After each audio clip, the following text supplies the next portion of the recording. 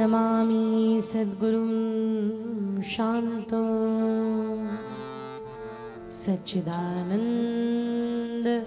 विग्रहं पूर्णब्रह्म परानन्दम् ईशमानन्दि वल्लभम्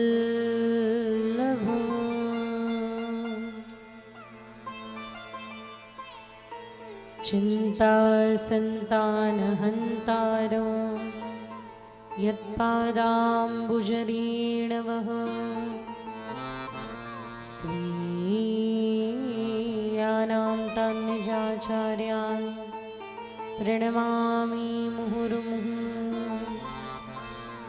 यदनुग्रहतो जन्तुर सर्वदुःखादिगो भवेत् तमहं सर्वदा वन्दे श्रीमद्वल्लभनन्दनम्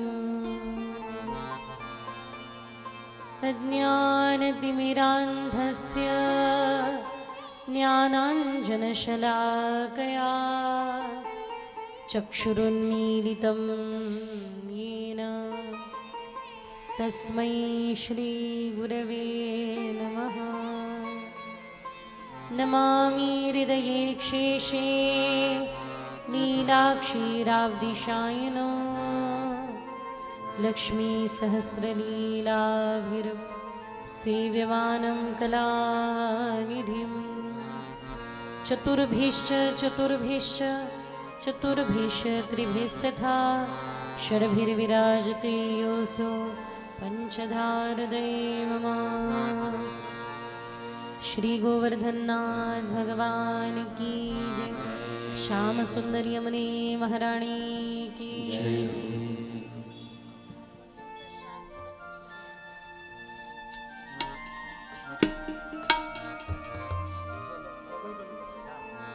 अलंकापुरी पुण्यभूमि पवित्र जिथे नांदतो ज्ञान राजा सुपात्र तया ठविता महापुण्य राशी नमस्कार माझा सद्गुरु संत श्री ज्ञानेश्वरासे। सर्वांनी मिळून मंगलाचरण करूया आणि या पावन पवित्र कथेला आरंभ करूया। निरंजन रूपा जय ज्ञानदेवा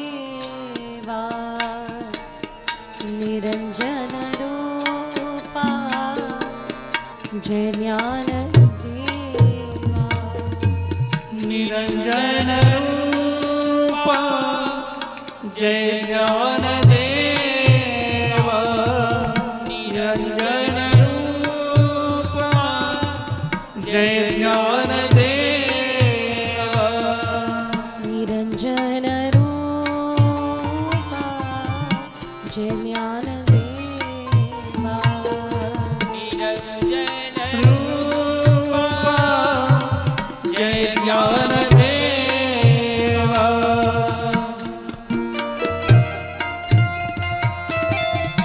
मंगलाचरण या ठिकाणी संत चरित्र कथा आहे। कथा नंतर कळली तरी चालेल, आधी मंगलाचरण कळलं पाहिजे। कारण मंगल धन आचरण संस्कृताच्या संधीनुसार मंगल धन आचरण, ज्याचं आचरण मंगल झालं त्याच्या जीवनात कथा आहे, नाहीतर व्यथा आहे। म्हणून भक्त भक्ती भगवंत गुरु चतुर नाम वपू एक मस्तक हे पायावरी त्या वारकरी संतांच्या नित्यप्रती तडिद्युत विनंदित पितांबरधारी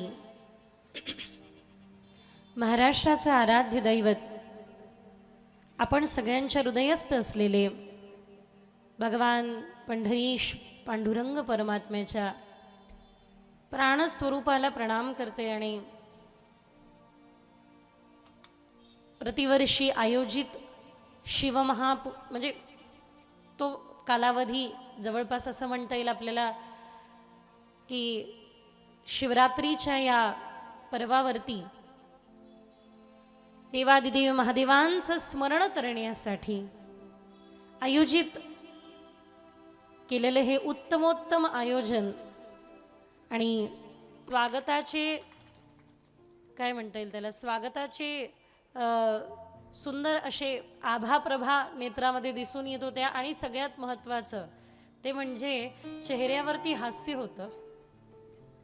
आणि ग्रंथयात्रा सुरू असताना सगळ्यांच्या हृदयामध्ये अत्यंत आदर सन्मान, तुम्ही इथे घालून दिलेल्या नियम, सुंदर अनुशासन, त्याचा परिणाम हा आहे की आजचं ग्रंथयात्रा मोठी सुंदर आयोजित झाली, संपन्न देखील झाली आणि वेळेत आपल्या कथेला आरंभ देखील झाला. आयोजन होत होतं की काय करायला हवं आणि पहिलेपासून महाराजांच्या मनामध्ये एक संकल्प होता की या ठिकाणी संत कथा व्हावी, संत चरित्र व्हावं. अर्थातच कधी ना कधी, केव्हा ना केव्हा, कोणत्या तरी प्लॅटफॉर्मच्या माध्यमातून, व्यासपीठांच्या माध्यमातून तुम्ही संत चरित्र कथा ऐकली असेल, यामध्ये संशय नाही. पण मी तुम्हाला प्रामुख्याने एक गोष्ट आवर्जून सांगू इच्छिते आणि तिकडे लक्ष घेऊन जाते की भगवंताची जिथे कथा होते तिथे देव यो न यो, पण भक्ताची जिथे कथा होते तिथे देवाला यावं लागतं. हे सगळ्यात महत्त्वाचं आहे. हे अतिशय महत्त्वपूर्ण आहे. त्याचं कारण हे आहे की हे बघा, स्वाभाविक आहे, भगवंताची जिथे कथा होते तिथे भगवंत येतात अथवा नाही येत याविषयी थोडासा प्रश्न आहे. पण मात्र आपल्या भक्ताची कथा ऐकायला सदा देव तत्पर राहतो.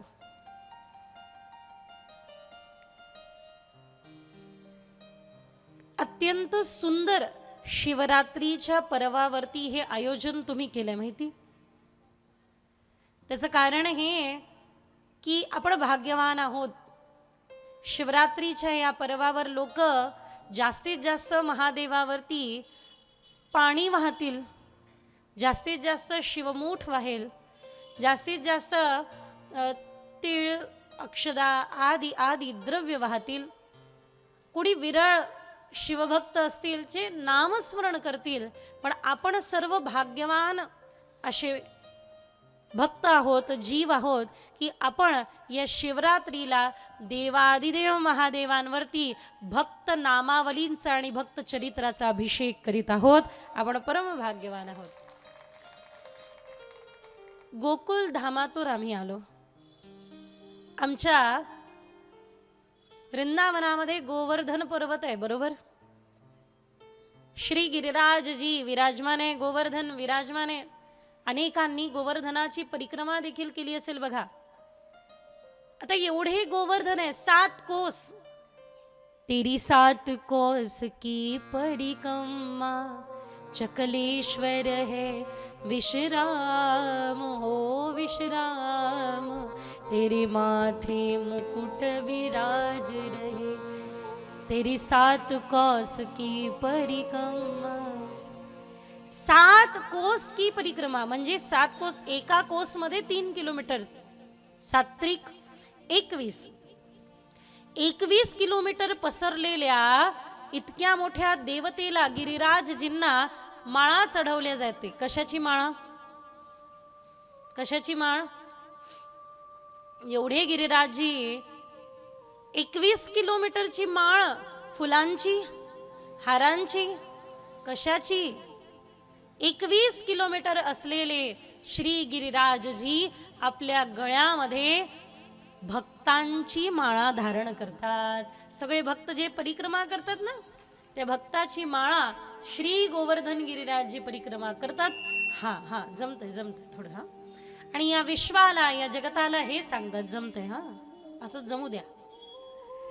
या विश्वाला, या जगाला हे सांगतात की अरे, मी दैवत असं आहे की ज्या देवताला भक्ताची माळ धारण करून दिल्या जाते. आमच्या गोकुळामध्ये भगवान गोपाल कृष्ण किंवा वृंदावनामध्ये बिहारीजींच्या गळ्यामध्ये एक माळ नाही पाहणार तुम्ही. असंख्य माळा पाहतील, मध्ये छोटी मोठी मोठी मोठी.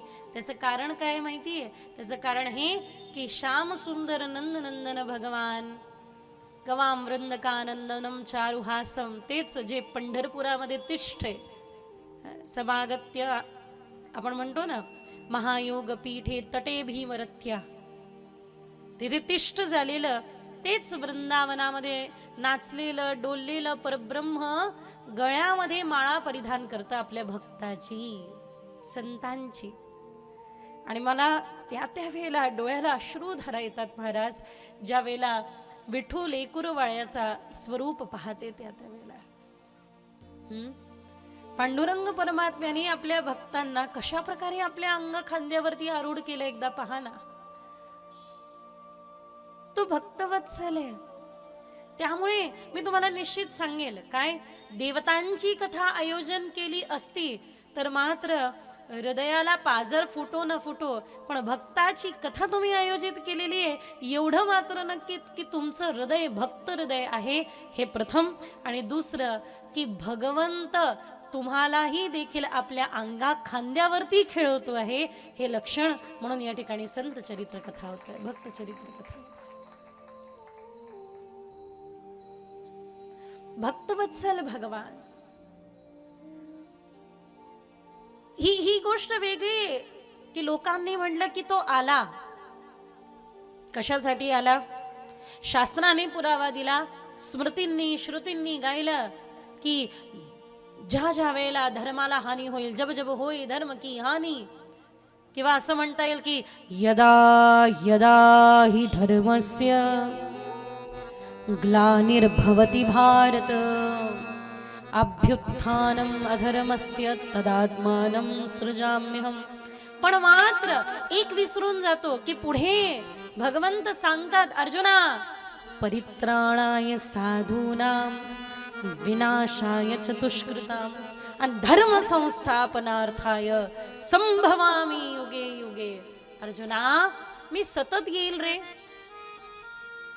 मी कायम येईल. सगळ्यात पहिला उद्देश आहे परित्राणाय साधूनां.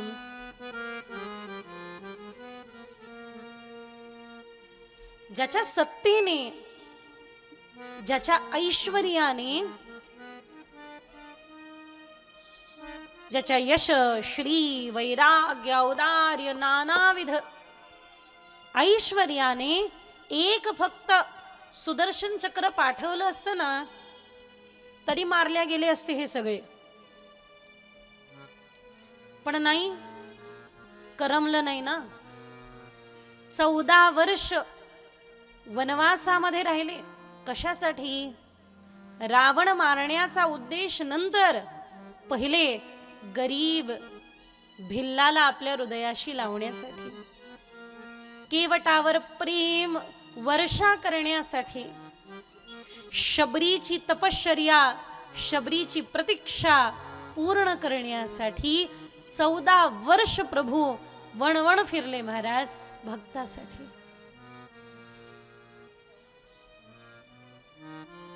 कंसाचा वध फार मोठी गोष्ट नव्हती.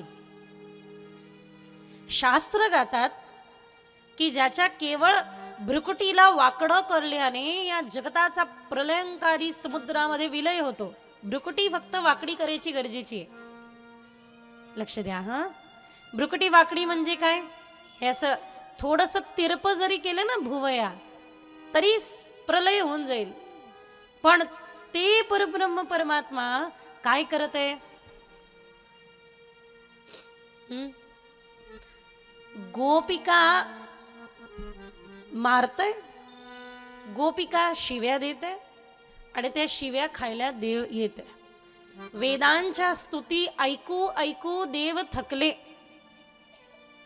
वैकुंठामध्ये वेदांनी केलेली स्तुती ऐकून ऐकू थकले. त्यावेळेला देव शिव्या खाण्यासाठी इथे आले. जनाबाईंनी शिव्या दिल्या.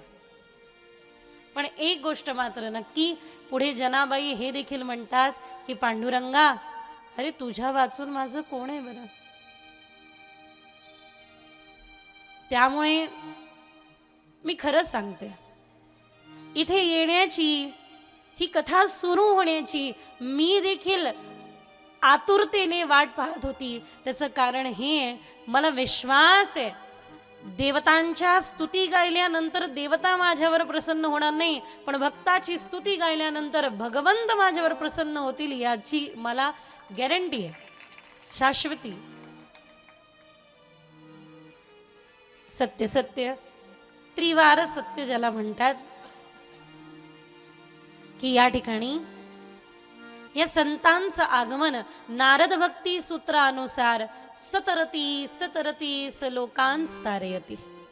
ते तरतात पण मात्र ते तारण्या करता येतात, नाही का?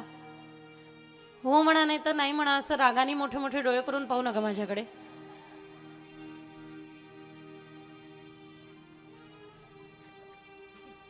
किती सुंदर भाव भक्ती घेऊन तुम्ही बसला आहात. अनेको वक्तांना या व्यासपीठाच्या माध्यमातून तुम्ही ऐकलंय. तुमचं अनुशासन सांगतं की तुम्ही खरंच कथेमध्ये तल्लीन होऊन कथा ऐकणार आहात. तुमची जी प्रतिक्रिया आहे, एका उत्तम वक्त्याला ना पहिल्या 5 मिनिटातच कळून जातं की समोरचा श्रोता कसा आहे. इथे मी नेहमी सांगत असते, श्रोता उत्तम मिळाला वक्त्याला, हे इथे येऊन गेलेल्या वक्त्यांनी केलेलं तप आणि केलेली साधना परिपूर्ण आहे, की या ठिकाणी बसलेल्या समोरच्या मनामध्ये, साधकांच्या मनामध्ये अनुशासन आहे, भगवत कथेप्रती प्रेम आहे. इथे जेवढे वक्ता येऊन गेले त्या वक्त्यांनी जी साधना केली, ती साधना तुमच्या कथा प्रेमातून प्रगट होती. त्यामुळे मी त्या तुमच्या हृदयाला प्रणाम करते, ज्या हृदयामध्ये भगवत कथा श्रवणाची गोडी आहे. कथा आपण आरंभ करूया, पण तत्पूर्वी काही भूमिका महत्वाच्या असतात. भूमिका यासाठी असतात की आपण त्या कथेमध्ये आपल्याला प्रवेश करता यावा. असं सहजासहजी प्रवेश नाही होणार. का नाही होणार? कारण मला माहिती आहे 24 तास आपण संसाराबरोबर असतो. तुम्हाला काय वाटतं, तुम्ही इथे येऊन बसले आणि आमचे झाले, नाही का? नाही, अजून तुम्ही आमचे नाही. का आमचे नाही? बरेच जण मनामध्ये अजूनही कुलूप तर लावलं खरं, झटका नाही दिला. बसल्या बसल्या झटका देत असेल. लावलं खरं, झटका द्यायचं राहून गेलं. काही जण घर मोकळं सोडून आले असेल तर विचार करत असेल की नाही नाही, मी या ठिकाणी हे ठेवलंय, ते कोणी खाऊन नको घ्यायला, इथून जाऊन ते पूर्ण करायचे. आधी आधी नाना प्रकारच्या संसाराला घेऊन आपण इथे येत असतो. मला कल्पना आहे सुरुवातीचे 10 मिनिटं तुम्ही आमचे नसता. संसाराने वेढलेलो आपण सतत सतत सतत ज्याचं चिंतन करतो, चिंतने चिंतने तद्रूपता, त्या जड संसाराचं चिंतन करून करून आपणही जड झालोय. खरं आहे की नाही? हो पण म्हणताय, धन्यवाद, काय प्रामाणिक आहात.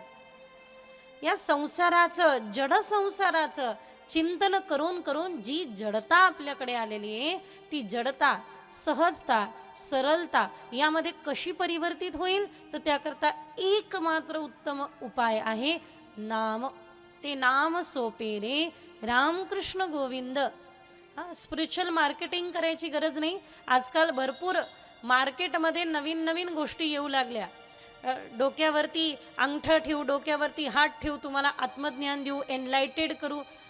थांबा, थोडंसं थांबा. हे भरपूर चाललंय आजकाल, पण मात्र एकदा पहा, एकदा वळून पहा. काय ज्या मार्गाने संत गेले त्या मार्गाने आजही त्यांचे पगचिन्ह उमटलेले आहे, त्यांच्या पाऊलखुणा आहे. त्या पाऊलखुणाने आपण मागे मागे जाऊ ना, तेव्हा आपण आपल्या राम, आपल्या कृष्ण, आपल्या ध्येयापर्यंत नक्की पोहोचू. आपल्याला आपल्या ध्येयापर्यंत पोहोचायचं असेल तर या संतांच्या पाऊलखुणा बघणं गरजेचं असेल. नाही तर पथभ्रष्ट व्हायला वेळ लागणार नाही, नाहीतर पतन व्हायला वेळ लागणार नाही. जर आपल्याला आपलं ध्येय गाठायचं आहे तर या संतांनी जे सांगितलं ते करणं गरजेचं आहे. मी तुम्हाला म्हटलं कथा ऐका, देवा घरी जाल. कथा ऐका, देवा घरी जाल. तुम्हाला राग येईल माझा. थांबा ताई, नातू पंतू पाहू द्या, खापरपंजी बनवू द्या, मग देवा घरी पाठवा. मी जर का तुम्हाला म्हटलं कथा ऐका देवा घरी जाल तर तुम्हाला वाईट वाटेल, असं वाटेल की थोडंसं जगू द्या, खाऊ पिऊ द्या, आलोय तर आराम करू द्या, एन्जॉय करू द्या. नाही नाही, काही हरकत नाही. मी तुम्हाला एवढं मात्र नक्की सांगेल की कथा ऐकल्यानंतर देवा घरी जाल की नाही माहिती नाही, पण कथा ऐकल्यानंतर देव घरी येईल एवढं मात्र नक्की. हे संतांनी सांगितलं. काय? ठाईच बैसोनी करा एक चित्त, हा न लगती सायास जावे वनांतरा, सुखे येतो घरा नारायण. मग इतका सोपा उपाय सोडून आपण इकडे तिकडे का भटकतोय, यत्र तत्र का फिरतोय? अरे नाही गरज आहे भटकायची. अतिशय सोपा उपाय आहे. काय? बस हरिमुखे म्हणा, हरिमुखे म्हणा, पुण्याची गणना कोण करी. हे स्पिरिच्युअल मार्केटिंग करायचं गरज नाही आणि त्याकडे अगदी आकर्षित व्हायचं गरज नाही. कारण प्रत्येक वेळेनुसार, प्रत्येक काळानुसार, देश काल आणि परिस्थितीनुसार साधनं बदलली आहे महाराज. होती, यज्ञ करून ईश्वर प्राप्ती होत होती, पण मात्र त्यावेळेला यज्ञ करत असताना ईश्वर प्राप्तीसाठी केलेल्या गेलेल्या यज्ञामध्ये द्रव्यशुद्धी, मंत्रशुद्धी आणि भावशुद्धी होती. आज आहे का? आज यज्ञ करायला गेल्यानंतर द्रव्यशुद्धी मिळते का? तुम्हाला गॅरंटी की तुम्ही कमवलेला पैसा कोणालाच न दुखवता आलाय म्हणून गॅरंटी आहे तुम्हाला? द्रव्यशुद्धी आहे आज, मंत्रशुद्धी आहे आज. अहो मंत्र काय म्हणेल काही सांगता येत नाही ना. द्रव्यशुद्धी आहे न मंत्रशुद्धी आहे आणि भावशुद्धी ती तर दूर दूर नाही. मी काही ठिकाणं तुम्हाला सांगते ज्या ठिकाणी वाढदिवसानिमित्त आयोजित केलेले मोठे मोठे कीर्तन जातात, पण आजकाल कीर्तन आयोजित करणे, कथा आयोजित करणे स्टेटस सिम्बल झालेलं आहे. हो, नाही आम्ही तमाशा नाही केला, आम्ही कीर्तन केलं, बस एवढंच फक्त स्टेटस सिम्बल. तुम्ही एखादी गोष्ट कोणत्या संकल्पाने करत आहात, तो संकल्प ऐकणाऱ्यामध्ये फलीभूत होत असतो. मी ज्या वेळेला दादांना विचारलं, आमच्या पाटील दादांना, की कथा आयोजनाचा उद्देश काय आहे, तर सांगतायत दीदी महाराजांनी या ठिकाणी सगळ्यांना एकत्रित करून किंवा समस्त आम्ही ग्रामस्थ या परिसरातले एकत्र येऊन आमचा उद्देश एक मात्र असतो की प्रतिवर्षी या दरम्यान आम्हाला भगवत भक्तीचा गजर करता यावा आणि त्या एनर्जीने आमचं संपूर्ण वर्ष आध्यात्मिक भजनानंदी जावं. मी म्हटलं आनंद आहे, आनंद आहे. उद्देश जिथे क्लिअर आहे, संकल्प जिथे शुद्ध आहे, त्या ठिकाणी तो फलीभूत होतो, तो दिसून येतो. स्टेटस सिम्बल झालंय आज कथा आयोजन करणं, कीर्तन आयोजन करणं. संकल्प फलीभूत होत असतो श्रवण करणाऱ्यांच्या हृदयात. त्यामुळे या ठिकाणी एकमात्र संकल्प हा आहे या संत चरित्राचा. काय? त्याला आम्ही प्रिय हो. मी तुम्हाला एक छोटासे प्रसंग सांगते, लक्षपूर्वक ऐका. खूप सुंदर प्रसंग आहे, सत्य प्रसंग आहे. आपल्याला टीव्ही वरती दिसणारेच फक्त संत आज संत वाटतात, पण वृंदावनामध्ये, गोवर्धनामध्ये, पंढरपुरामध्ये, धामांमध्ये आजही असे संत आहे की जे प्रकाशाच्या जोतात आले नाही, पण मात्र भजनानंदी आहे. गृहस्थी आहे पण भजनानंदी आहे. असे अनेक संत दिसतील. असे एक संत रोज गोवर्धन गिरिराजाची परिक्रमा करायचे, रोज परिक्रमा करायचे, परिक्रमा करायचे. एक दिवस त्यांना ताप आला, ज्वर आला. महाराज गोवर्धनाची परिक्रमा करता करता पडले. कोणीतरी आलं, त्यांना उठवून दिलं. शरीर बंगाली होतं, बंगालचे होते, भजनानंदी होते. रोज फक्त गोवर्धन परिक्रमा करायची एवढा नियम, आणि भजन करायचं, नामस्मरण करायचं. आजही आळंदीमध्ये अनेक साधक रोज परिक्रमा करतात, आळंदी परिक्रमा.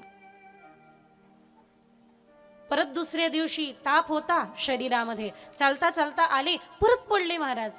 परत कोणीतरी आलं, उठवून दिलं, चालतं करून दिलं. परत तिसऱ्या दिवशी ज्वर वाढलेला होता, चालता चालता परत पडले. अक्षरशः उठून देणारा आला आणि आज उठून देता देता बोलला, बाबा तू भी बैठेगो नाही, मोको भी बैठने नाही देगो. तू पण बसणार नाही एका जागेवर आणि मला पण बसू देणार नाही का. त्यावेळेला तो हात पकडून त्या बाबांनी एकच म्हटलं, तुला काय वाटलं मी तुला ओळखलं नाही? तुला काय वाटलं तुला ओळखलं नाही? अरे पहिल्याच दिवशी ओळखलं होतं. तुझा सुगंध साक्षी आहे की तू आहेस. तुझा स्पर्श साक्षी आहे की हा तू आहे. मी तुला पहिल्याच दिवशी ओळखलं होतं. पण मात्र गंमत काय ना कान्हा, तू रोज मला उठवायला येतो म्हणून मी रोज इथे पडायला येतो.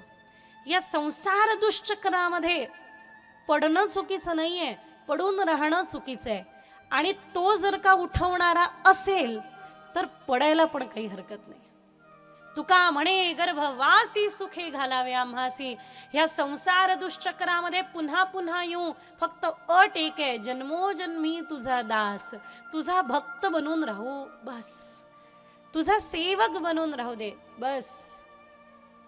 परत परत येऊ महाराज. गर्भीच्या यातना अनंत आहे. तुम्हाला माहिती, भागवताच्या 6व्या स्कंदाला वाचा, तुम्हाला कळेल की गर्भामध्ये येण्याच्या यातना किती आहे. अरे अरे अरे कठीण आहे महाराज, खरंच खूप कठीण आहे. मी गंमत म्हणून नाही सांगत आहे तुम्हाला. एक आई बाळाला जन्म देताना आईला जेवढ्या वेदना होतात त्याच्यापेक्षा दुप्पटीने वेदना त्या बाळाला जन्म घेताना होत असतात. तुम्ही आम्ही त्या सगळ्या गर्भीच्या यातना सहन करून आलोय. आई गोड आंबट खाते ते वृत्त, अंधारलेल्या त्या कक्षेमध्ये असं राहावं लागतं. आई जे ऐकते, ओरडते, किंचाळते ते बाळाला सगळं ऐकू येत असतं. तो प्रार्थना करत असतो, एकदा तरी करी या दुःखा वेगळे. प्रभो एकदा या दुःख वेगळं कर. तुझं भजन करेल, पण जन्माला आल्यानंतर सगळ्यात पहिले विसरतो ते म्हणजे भगवंताला. आणि जन्माला आल्यानंतर होतं काय? कबीरा जब हम पैदा हुए जग हसे हम रोए, आणि ऐसी करणी कर चलो की हम हसे और जग रोए. नाही का? अशी करणी करा की आपण हसावं, हसत हसत जावं आणि लोकांनी आपल्यासाठी रडावं. असं रडू नये. कसं? एक जण मेला आणि 4 लोक रडत होते, गेला गेला गेला. ते 4 विचारलं की हे एवढे सज्जन होते की त्याच्यासाठी तुम्ही रडताय? म्हणे तसं नाहीये, त्याचे 2 लाख, याचे 3 लाख, माझे 5 लाख डुबवले म्हणून रडत बसलोय की गेला, आता कोण देईन सांगा. हा तर हसत गेला पण त्याच्यासाठी बाकीचे तर रडत राहिले ना. जन्माच्या गर्भी येण्याच्या अनंत वेदना आहे, काय सांगू तुम्हाला. आल्यानंतर पाय काय कमी उपद्रव आहे. आदिगुरु शंकराचार्य सांगतात ना, पुनरपि जन्म पुनरपि मरण जननी जठरे पुनरपि शयन.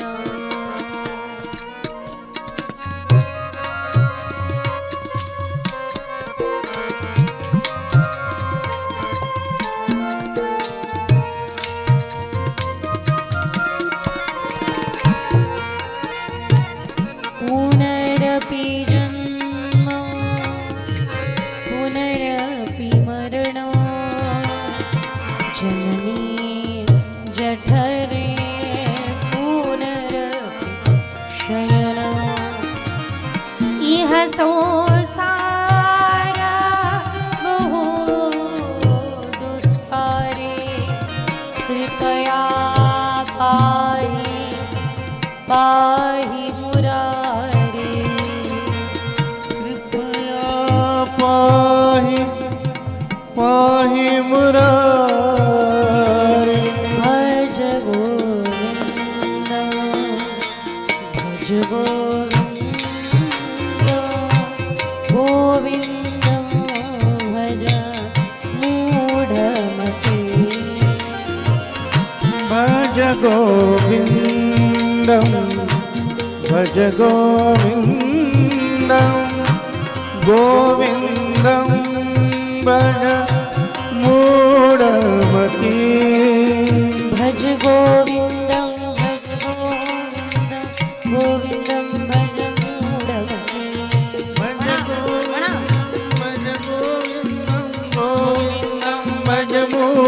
मूढमती भज गोविंदं भज गोविंदं भज गोविंदं गोविंदं भज भज गोविंदं भज मूढमती गोविंदं भज मूढमती हे बघा, हे संसार दुष्चक्र पुन्हा पुन्हा चालत राहील महाराज,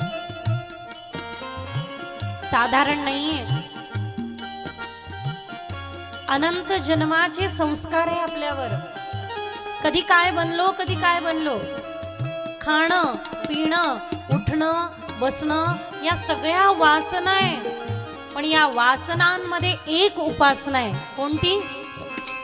भज गोविंदं भज गोविंदं गोविंदं भज मूढमती. हरी बोल. भज गोविंदं भज गोविंदं गोविंदं भज मूढमती या दुष्चक्रातून स्वतःला ज्यांनी सोडवलं आणि मग आपल्याला सोडवण्याकरिता ज्यांनी सायास केले त्यांच्या चरित्राला या ठिकाणी आपण आरंभ करूया. आणि ते म्हणजे श्री संत भानुदास महाराज. आज आपण पहिल्या दिवशी श्री संत भानुदास महाराजांचं चरित्र पाहणार आहोत. जेणेकरून अनेको संतांचं चरित्र आपल्याला माहिती आहे खरं, पण काही चरित्र अजूनही प्रकाशाच्या झोतात फारसे असे आलेले नाही. त्या चरित्राला पाहूया, त्या संतांचं चरित्र गाऊया.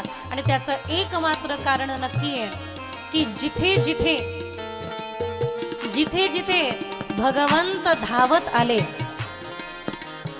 जिथे जिथे भगवंत धावत आले ते स्थान तीर्थ झाले. त्यामुळे पंढरपुराला दर्शन करायला तुम्हाला जावं लागेल, काशीला दर्शन करायला तुम्हाला जावं लागेल, गंगेचं स्नान करायला तुम्हाला गंगोत्री जावं लागेल, केदारनाथ बद्रीनाथाचं दर्शन करायला तुम्हाला तिथे जावं लागेल. बोला ना, कट्टी आहे का माझ्या बरोबर? बोला ना. जावं लागेल. त्या तीर्थांमध्ये तुम्हाला प्रयत्न करून जावं लागेल. पण जिथे हरिकथा होते तिथे सर्व तीर्थ येतात, म्हणून फक्त इथे यावं लागेल. सर्व तीर्थ इथे, हे सत्य. सर्व तीर्थ आहे, सकल तीर्थांचा वास तेथे आहे जिथे संत आहे. मी या ठिकाणी येऊ शकली त्याबद्दल मी कृतज्ञता व्यक्त करते. कारण चांगले वक्ता पण मिळण्याकरता भाग्य लागतं महाराज, आणि चांगले श्रोता मिळण्याकरता डबल भाग्य लागतं. उत्तमोत्तम श्रोता गरजेचा. भगवद कृपेने नाथ बाबांचे जे वंशज सध्या योगीराज दादा आहेत, योगीराज दादांना विनंती केली की दादा काहीतरी लिहावंसं वाटत आहे. कारण मी ऐकलं होतं काय, देव जीवनामध्ये येण्या अगोदर कवित्व जीवनामध्ये येतं. देव नंतर येतात, पहिले लिहावंसं वाटतं. आतमध्ये त्याच्या मिलनाचा उद्रेक होत असतो, मग काहीतरी लिहावंसं वाटतं. प्रत्येक संतांनी लिहिलं, प्रत्येक संतांनी गायलं. लिहिलं म्हणजे काय, गायलं. त्यामुळे देव जीवनात येण्यात अगोदर कवित्व जीवनामध्ये येतं. आपले व्रजवासींच्या कृपेने, यमुनाजींच्या कृपेने लिहावंसं वाटलं, लिहायला सुरुवात केली. नाथ बाबांनी भागवताच्या 11 स्कंदाला ओवीबद्ध केलं. एक या दासीचा छोटासा प्रयत्न. मी नव्हे शिल्पज्ञ मोठा, तंत्र नवते माहिती, 4 धोंडे जोडणारी मी किनाऱ्याचीच माती, फक्त तिचा चिखलवाया अंतरी मी ओळलो, मी न माझा राहिलो, मी न माझा राहिलो. मला काय फरक, तंत्रज्ञान माहिती नव्हतं लिहिण्याबाबतचं, फक्त धोंडे जोडले. तर धोंडे जोडणारी मी किनाऱ्याचीच माती. काहीतरी लिहावंसं वाटलं तर ते लिहिलं. आणि ते लिहिलं म्हणजे हे की भागवताच्या 10 स्कंदाला ओवीबद्ध करण्याचा. 10 स्कंद तेही चरित्र ते उच्चारावे देवे केले गोकुळी. भगवंतानी गोकुळा व्रजभूमीमध्ये ज्या लीला केल्या त्याला ओवीबद्ध करण्याचा एक छोटासा प्रयत्न चालू आहे. त्यामध्ये एक गोष्ट, एक ओवी यमुनाजींच्या ब्रजवासियांच्या प्रसाद रूपाने अशी प्राप्त झाली की एरवी एखाद्या जोक्स, विनोद व्हॉट्सअपवरती दिवस रात्र फॉरवर्ड होत राहतात. तेच आता या ठिकाणी बोलले जातात. एक गोष्ट सांगू, माझा अनुभव सांगू. माझा अनुभव एवढाच आहे अध्यात्म मार्गातला. जे सुख संसारामध्ये हसून प्राप्त होत नाही ना, ते सुख अध्यात्मामध्ये रडून देखील प्राप्त होतं. या अध्यात्माचं हे वैभव आहे. खरं सांगते की खरंच जे संसारामध्ये तुम्हाला हसून मिळतं ना, ते परमार्थामध्ये आम्हाला रडून मिळतं. नेत्र अलगद ओले होतात. ज्या वेळेला पवित्र भक्तांचं चरित्र श्रवण केलं, स्मरण जरी झालं ना, तरी अलगद नेत्र ओले होतात. रोम रोम पुलकित होतात. हृदय आल्हादित होतं. आणि मग मुखातून सहज निघतं. काय निघतं?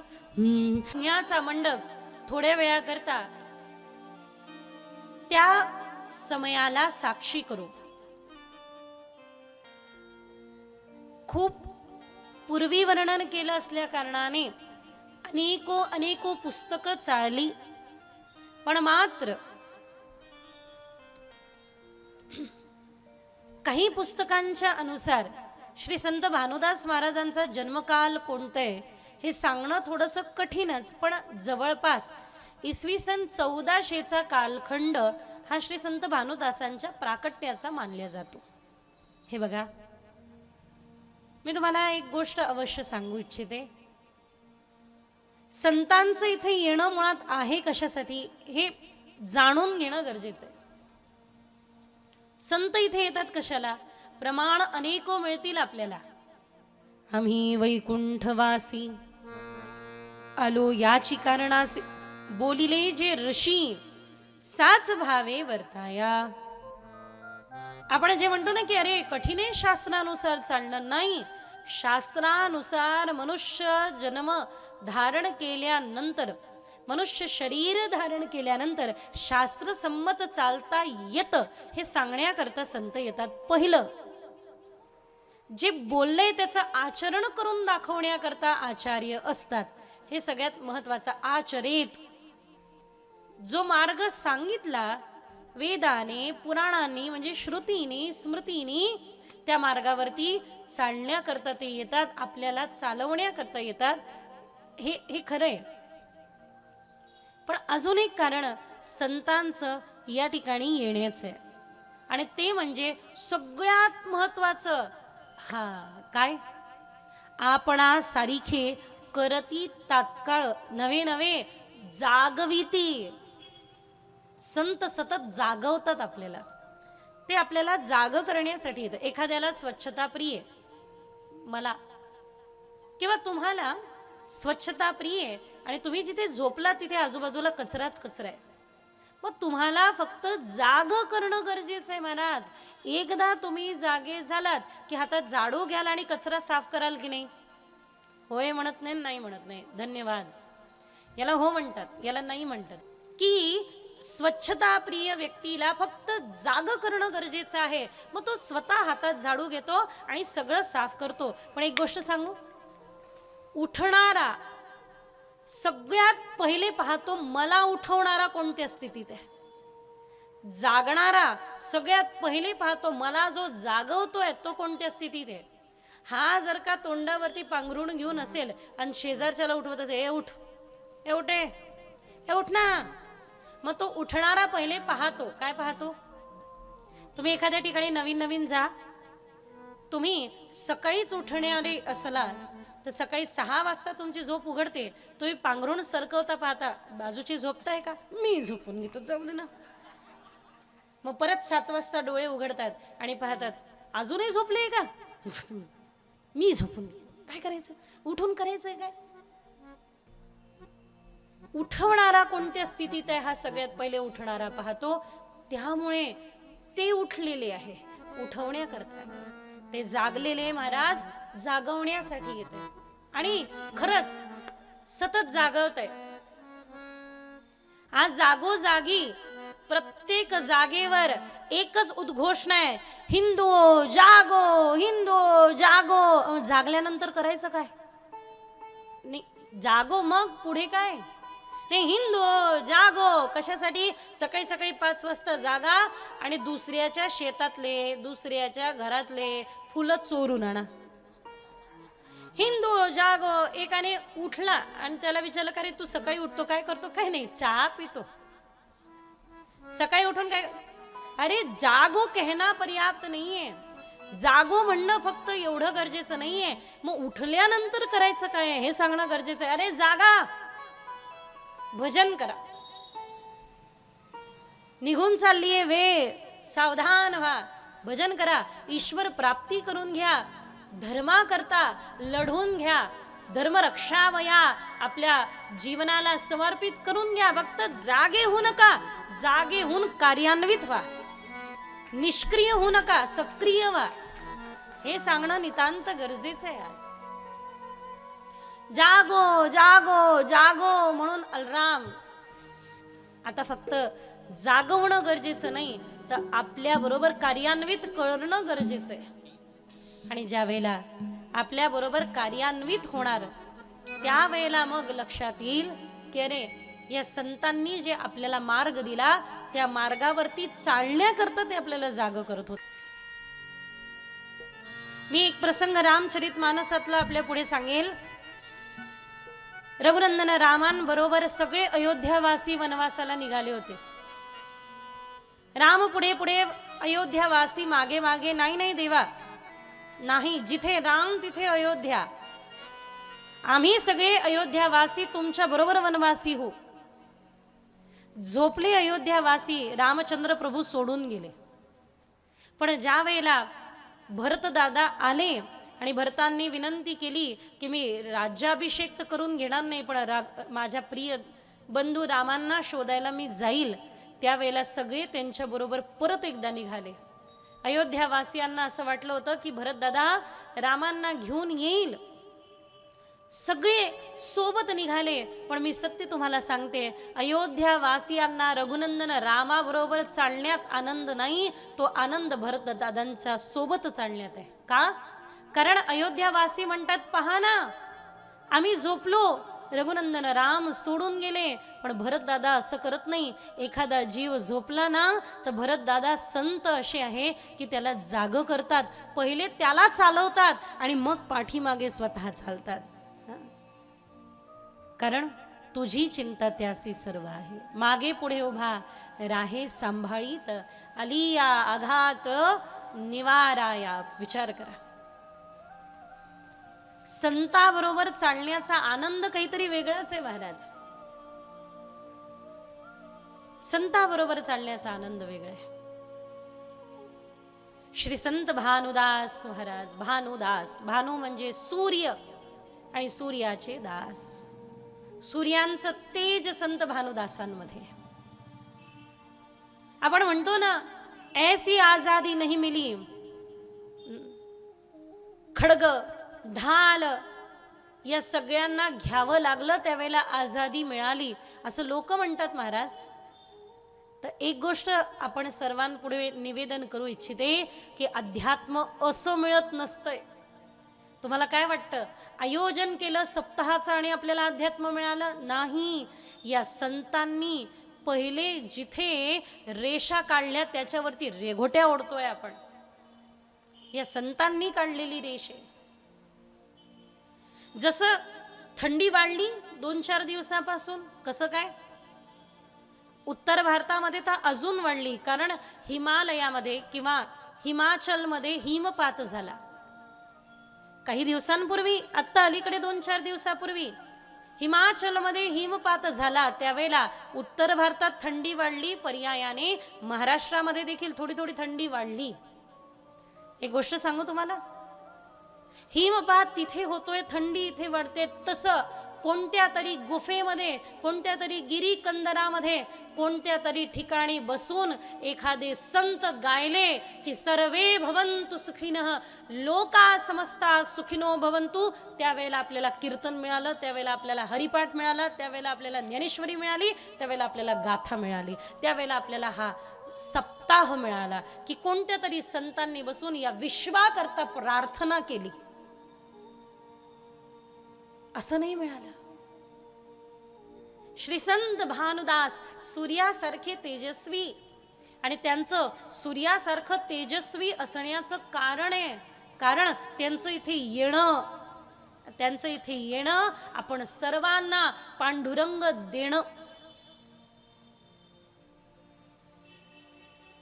श्री हरिवंश महाप्रभूजींचे 17वे वंशज.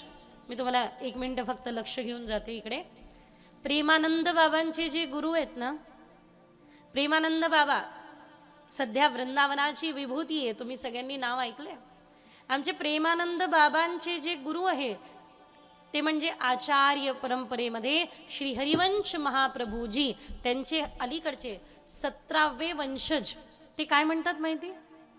ते बोलतात, मी कायम त्यांना भेटायला जाते, ते मला म्हणतात की बेटी यहाँ आते हैं लोग, इथे लोक येतात, घर मागतात, गाडी मागतात, बंगला मागतात, इच्छेच्या सर्व वास्तू मागतात, पण खरं सांगू बेटा तुला, यहाँ बटत है सहज लाडली लाल. अरे पहा त्या देवाला, देव स्वतःला द्यायला तयार आहे, पण कोणी घ्यायलाच तयार नाही ना.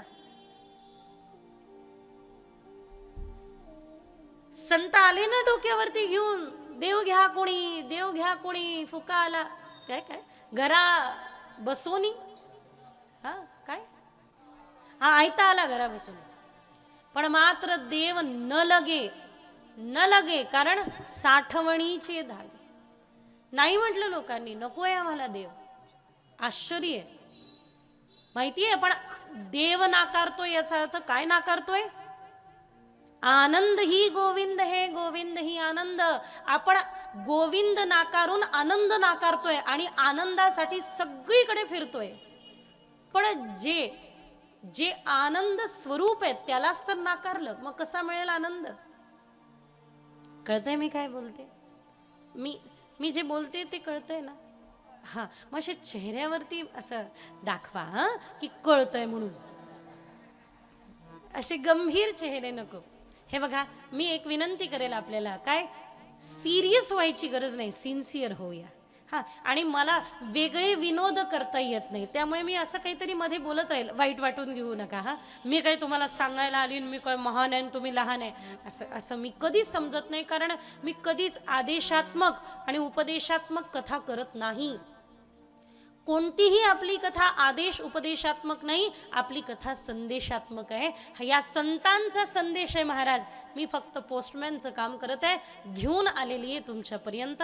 त्यामुळे मी तुम्हाला लहान समजणं आणि आपल्याला महान समजणं गरजेचं नाही आणि संभव पण नाही. लक्ष आहे ना? हां, हे बघा, तुम्ही जमिनीवर बसलात, हिंदीमध्ये याला चौकी म्हणतात बरं का, हिंदीमध्ये याला चौकी म्हणतात. ठीक आहे, आम्ही चौकीवर बसलो म्हणून चौकीदार, आणि तुम्ही खाली जमिनीवर बसलात म्हणून जमीनदार. मग कोण मोठं असतं, चौकीदार मोठा की जमीनदार? हा, मग तुम्ही महान, आम्ही पहिलेपासून लहान, काळजी करू नका.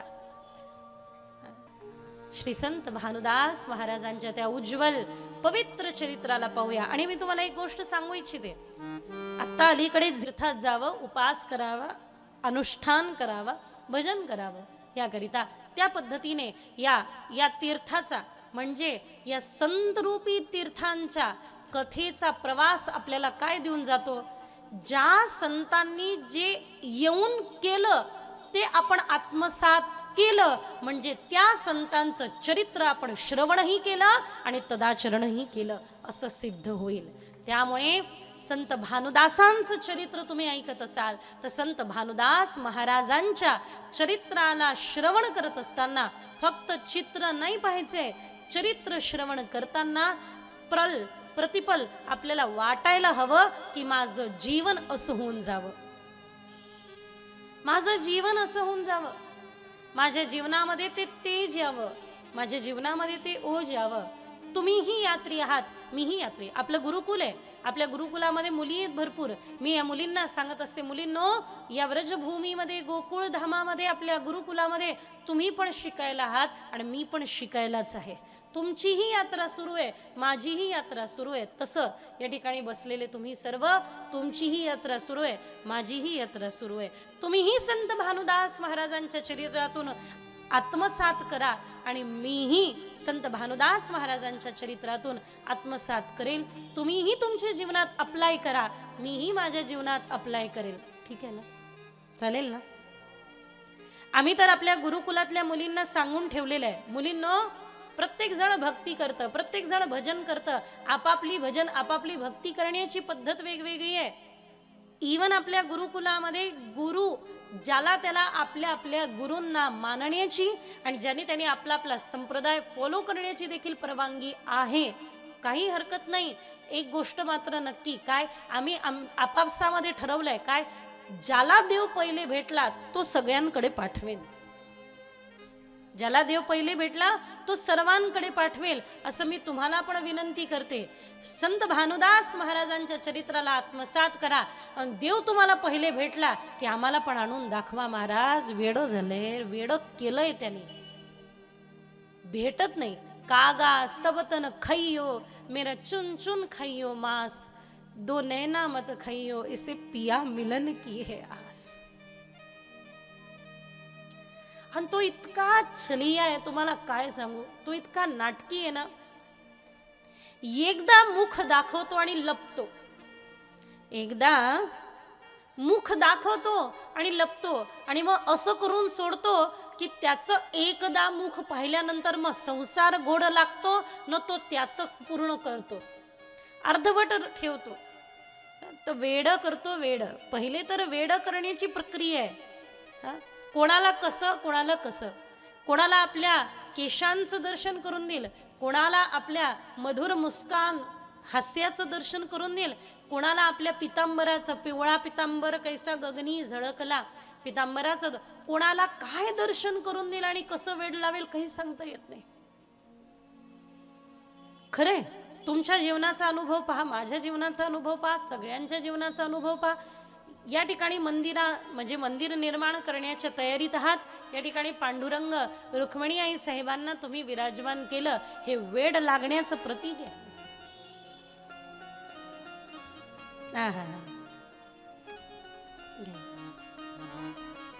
आपल्याला हिंदी भजनं कळतील का? कळतात ना? कारण मी तुम्हाला आनंदाची गोष्ट ही सांगते की आम्ही ज्यावेळेला वृंदावनात गेलो त्यावेळेला अनेक संतांना, आपल्या महाराष्ट्रातल्या संतांचे चरित्र गाताना पाहिले, बोलताना पाहिले, पण अभंग मात्र मराठीमध्ये प्रेमानंद बाबांना पण बऱ्याचदा जनाबाईंचे अभंग बोलताना ऐकले. पण मग मदन गोपालजींनी एक प्रयत्न केला आणि तो प्रयत्न यशस्वी झाला. विठ्ठल के वल्लभ म्हणजे आपल्या संपूर्ण वारकरी संतांचं चरित्र एकत्र हिंदीमध्ये आणि अभंगाचा अनुवाद देखील, जसं योगी पावन मनाचा साहे अपराध जनाचा, याचा अनुवाद आहे अमल विमल मन योगी कारे जन अपराध सहज स्वीकारे. म्हणून काही हिंदी भजनं देखील खूप सुंदर आहे, काही हिंदी अभंग देखील सुंदर आहे. आजकाल TV मुळे सगळ्यांना हिंदी कळू लागलंय, त्यामुळे काही काळजी नाही. हाताने टाळी आणि मुखाने हरिनाम सगळ्यांनी गाऊया. वृंदावनातल्या म्हणजे उत्तर भारतातल्या संतांचा भाव आणि महाराष्ट्रातल्या संतांचा विचार, महाराष्ट्रातल्या संतांचा विचार आणि वृंदावनातल्या संतांचा भाव एकत्र करून मांडता आला तर या भारत देशामध्ये क्रांती आल्याशिवाय राहणार नाही, हे सत्य. क्रांती येईल केव्हा? ज्यावेळेला आपल्या महाराष्ट्रातल्या संतांचे विचार आपण आत्मसात करू. आणि सगळ्यात महत्त्वाचं ते म्हणजे उत्तर भारतातल्या अनेक, सूरदास आहे, कबीर आहे, जनाबाई, मीराबाई आहे, कुंभनदास आहे, असे संत आहे की ज्या संतांचा भाव जर का आपण आत्मसात केला तर भाव आणि विचार या माध्यमातून जीवन क्रांती पूर्ण होईल. खरे की खोटे? आणि म्हणून आपण प्रयास करूया की आपल्याला असं करता यावं. भाव आणि विचार, भाव आणि विचार या दोघांचंही मिश्रण घेऊन आपण पुढे चालूया. पैठण क्षेत्र पहिलेच विद्वानांचं गाव आहे. उत्तर भारतामध्ये जसं विद्वत्तेसाठी काशी ओळखलं जातं तसं विद्वानांसाठी त्यावेळेला सगळ्यात मोठी धर्मसभा कुठे असेल तर ती पैठणला. पंडित महाज्ञानी अशा एका ब्राह्मण कुळामध्ये जन्म झाला तो म्हणजे श्री संत भानुदास महाराजांचा. इथून का सुरू करतोय? कारण पांडुरंगाला पहिले आपल्याला घेऊन यायचंय, म्हणून इथून सुरू करतोय.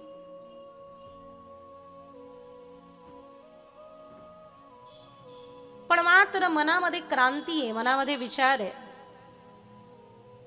हळूहळू लहान्याचे मोठे होणारे संत भानुदास महाराज यांना गुरुगृही शिकायला पाठवलं. गुरुगृही शिकायला पाठवलं आणि त्या ठिकाणी सुंदर अशा प्रकारे वेदाध्ययन करवले जात आहे. म्हणताय बोला चला वेदपाठ करा. आम्ही पण केलं. शुक्ल यजुर्वेदामध्ये ज्यावेळेला आम्ही रुद्राष्टध्यायी पाठ करायचो, दिवसभर आवर्तन करायचो. महाराज हरि ओम जज्जागृतो दूरमुदैसी देवस्तु सुप्तस्य तथैवैति दूरंगमय ज्योतिकाय ज्योतिरेकन तन्मे मनः शिवसंकल्पमस्तु हरि ओम आदि आदि दिवसभर त्याचे आवर्तन चालायचे.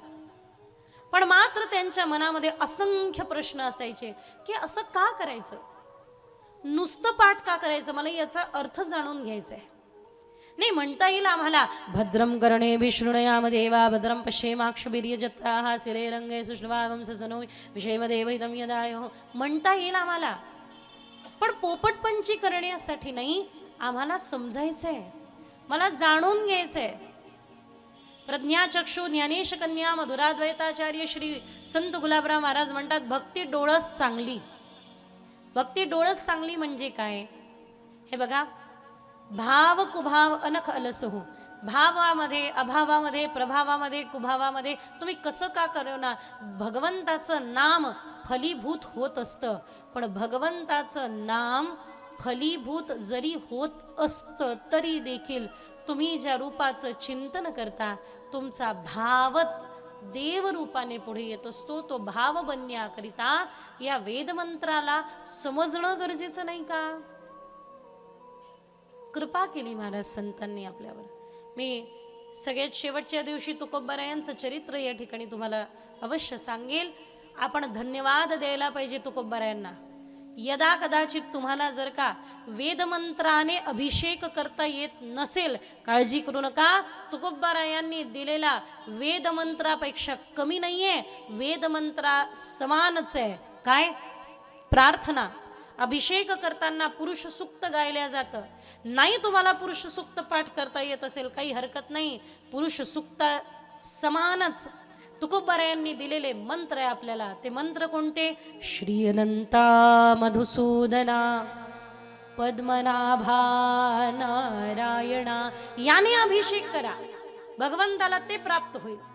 हे संत खरंच तुम्ही संत माय बाप कृपावंत कायमी पतित कीर्ती वाणू. त्याचं कारण आहे, कधी कळले असते आम्हाला वेद महाराज, कधी कळले असते वेद. संतांनी आपल्या वेदना वाचल्या आणि भले वेद वाचता नाही आले पण मात्र आपल्याला सगळे पंचमवेद गाथा या ठिकाणी पारायण आहे सुरू, सोपं करून दिलं, आपल्याला सुलभ करून दिलं. श्री संत भानुदास महाराजांचं हेच म्हणणं आहे की मला एवढंच जाणून घ्यायचंय की याचे अर्थ काय, याचा मतीत अर्थ काय, या मागचं तात्पर्य काय. हे प्रश्न केल्यानंतर कोणीही श्री संत भानुदासांपुढे उभं राहत नाही. एक कालावधी मी क्षमा मागून व्यासपीठाची सांगते तुम्हाला. एक समय असा होता की ज्या समयाला अक्षरशः अध्यात्माच्या नावाखाली पाखंड माजवल्या जात होता आणि त्या पाखंडाचं करण्या पाखंड खंडन संतांचं येणं. पाखंड माजवल्या जात होता. तथाकथित जड समाज अज्ञानातच ठेवणं हे सार्थक मानत होतं. नाही, व्यक्ती अज्ञानी ठेवा म्हणजे ते तोंड वरती करून बोलणार नाही. पण मात्र भानुदासांनी प्रश्न केले. प्रश्न करायला पाहिजे, प्रश्न करायला पाहिजे. मी माझ्या गुरुदेवांना म्हटलं, गुरुदेव मला खूप प्रश्न येतात हो. मग एका बाजूला असं वाटतं की जिसके पास कृष्ण है उसे क्या प्रश्न है, पण मात्र मला तरीही प्रश्न येतात. मी काय करू? मला गुरुदेव इतकं गोड बोलले. मला गुरुदेव म्हणले की नाही, जे प्रश्न तर्कसंगत नाही तत्वसंगत असेल असे प्रश्न करायला काही हरकत नाही. बऱ्याचदा आपल्या मनामध्ये अनेक प्रश्न असतात आणि प्रश्नाचं उत्तर आपल्याला घेऊन जातं. माऊली स्वतः प्रश्न विचारतात ज्ञानेश्वरीमध्ये, मी कोण कशास्तव येथ आलो. हा प्रश्न पडला पाहिजे. किती प्रश्न अर्जुनाने केले. पार्थ म्हणे, देवादिदेवा या सकळ तुझी या मावा, मागे सांगितली या विभूतींच्या ठेवा, म्या व्यापिली या म्हणून या, आता सांगसी हे ज्ञान, परी सुख दुःख तुझ पासोन, भोगता राम म्हणून, हे सत्य की मिथ्या. किती प्रश्न केले अर्जुनाने. देवाने उत्तर दिले. प्रश्नाचं उत्तर आपल्याला मिळवायचंय. माऊली म्हणतात, मी कोण कशास्तव येथे आलो. मी कोण आहे आणि इथे आलोय कशासाठी, याचं उत्तर मिळालं पाहिजे. मी कोण आहे आणि इथे कशासाठी माझं येणं आहे, जन्म कशासाठी आहे, याच्या त्याच्यासोबत भांडायसाठी, प्रॉपर्टीचा हिस्सा मागायसाठी, याचं त्याचं डोकं खाण्यासाठी, याच्या शेतातला माल चोरण्यासाठी, त्याच्या शेतामध्ये आग लावण्यासाठी, ज्या धुऱ्यावर कधीच काही उगवत नाही त्या न उगवणाऱ्या धुऱ्यासाठी, भावामध्ये भांडण लावण्यासाठी नाही. नेमकं मी आलोय कशासाठी, खायचं प्यायचं मरायचं यासाठी नाही. माझ्या इथे येण्याचा उद्देश आहे. स्वामी अखंडानंद सरस्वतीचं भागवत दर्शन आहे, मला आवडलं. त्यांची व्याख्या मला आवडली. ते व्याख्या देताना म्हणतात की जो जन्माला आल्यानंतर जन्माचा उद्देश शोधतो तो जीव आहे. जन्माला आला आणि आता जन्माचा उद्देश शोधत आहे. मी का आलो, मी का आलो. जन्माला आल्यानंतर जन्माचा उद्देश शोधणारा जीव आहे, पण विशेष उद्देश घेऊन जन्माला येणारा अवतार आहे. अवतार तुम्हा धराया कारण उद्धराया जन जडजीव. एक विशेष उद्देश घेऊन जे येतात ते अवतार आहे. मी जे बोलते ते पटतंय ना. धन्यवाद. ज्यातून काहीतरी मिळतं त्याला संवाद म्हणतात आणि ज्यातून काहीच मिळत नाही त्याला वाद म्हणतात, है ना. आपला संवाद सुरू आहे. प्रश्न उत्तर व्हायला पाहिजे, प्रश्न पडायला पाहिजे, उत्तर विचारायला पाहिजे आणि योग्य प्रश्न पडायला पाहिजे. अयोग्य प्रश्न नाही. प्रश्न योग्य विचारला जातो का आणि त्याचं उत्तर योग्य मिळतं का. बऱ्याचदा प्रश्न उत्तम असतात, उत्तर अयोग्य मिळतात आणि बऱ्याचदा उत्तर योग्य असतात, प्रश्न विनाकारण असतात. होतं असं. प्रश्न बहिर्मुख पण असतात. काही जणांना बहिर्मुख प्रश्न पडतात. काय चाललंय, काय करत आहे. आणि सर्रास मला कोणीही फोन केला की एक विचारतात, झालं का जेवण, हेच विचारायला फोन केला होता का. मूर्ख व्यक्ती एखाद्या व्यक्तीच्या स्थानाच्या चर्चा करत राहतो आणि एखाद्या वस्तूची चर्चा करतो. आणि सज्जन व्यक्ती, समजदार व्यक्ती, हुशार व्यक्ती आपले उद्देश, आपल्या ध्येय, आपल्या लक्ष्याच्या चर्चा करतो. अनर्थवाचाळ बरळती बरळ काही बोलतेत, विनाकारण बोलतेत लोक, विनाकारण बोलतेत. खरे की खोटे.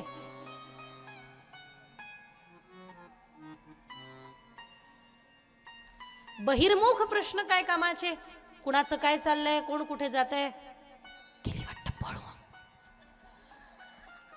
आता कोण गेली पळून.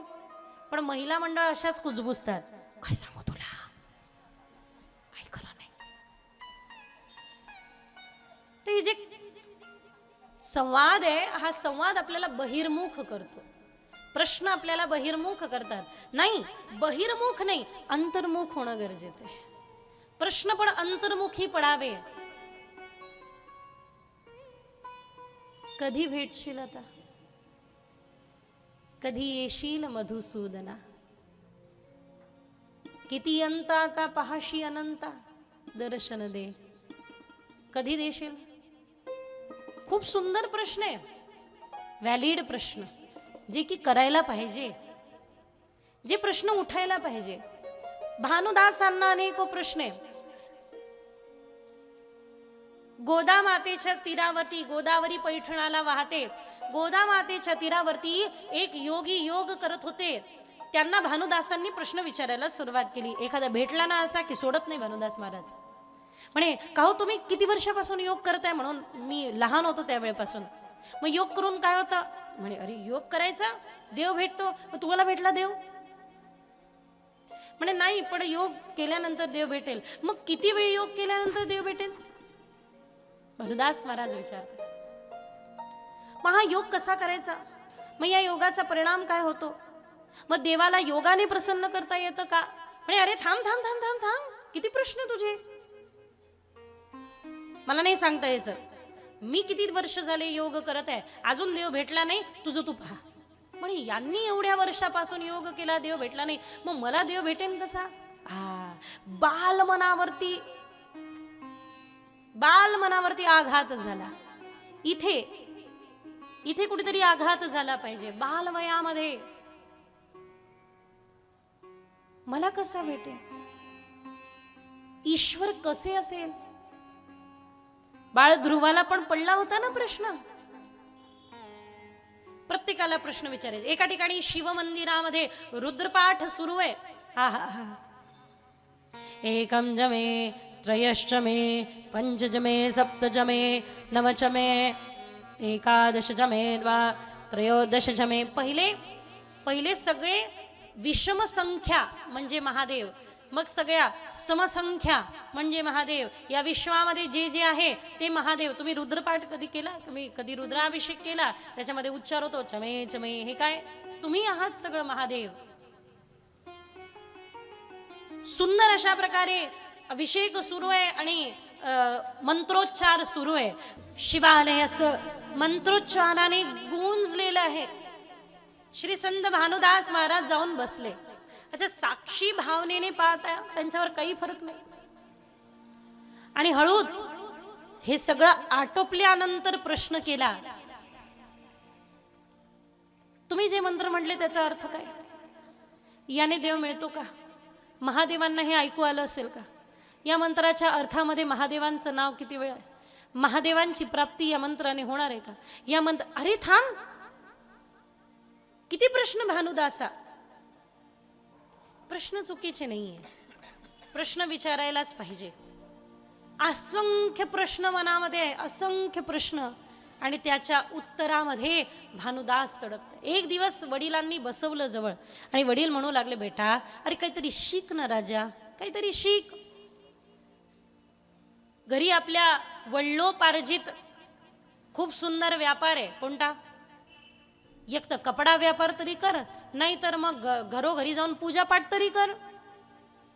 पूजापाठ कर, मंत्रोच्चार म्हणे पिताश्री मी शिकायला तयार आहे, पण मला असे गुरु हवे जे मला अर्थ समजून सांगतील. म्हणे वा रे वा, घ्या, याला असे गुरु पाहिजे जे अर्थ समजून सांगतील.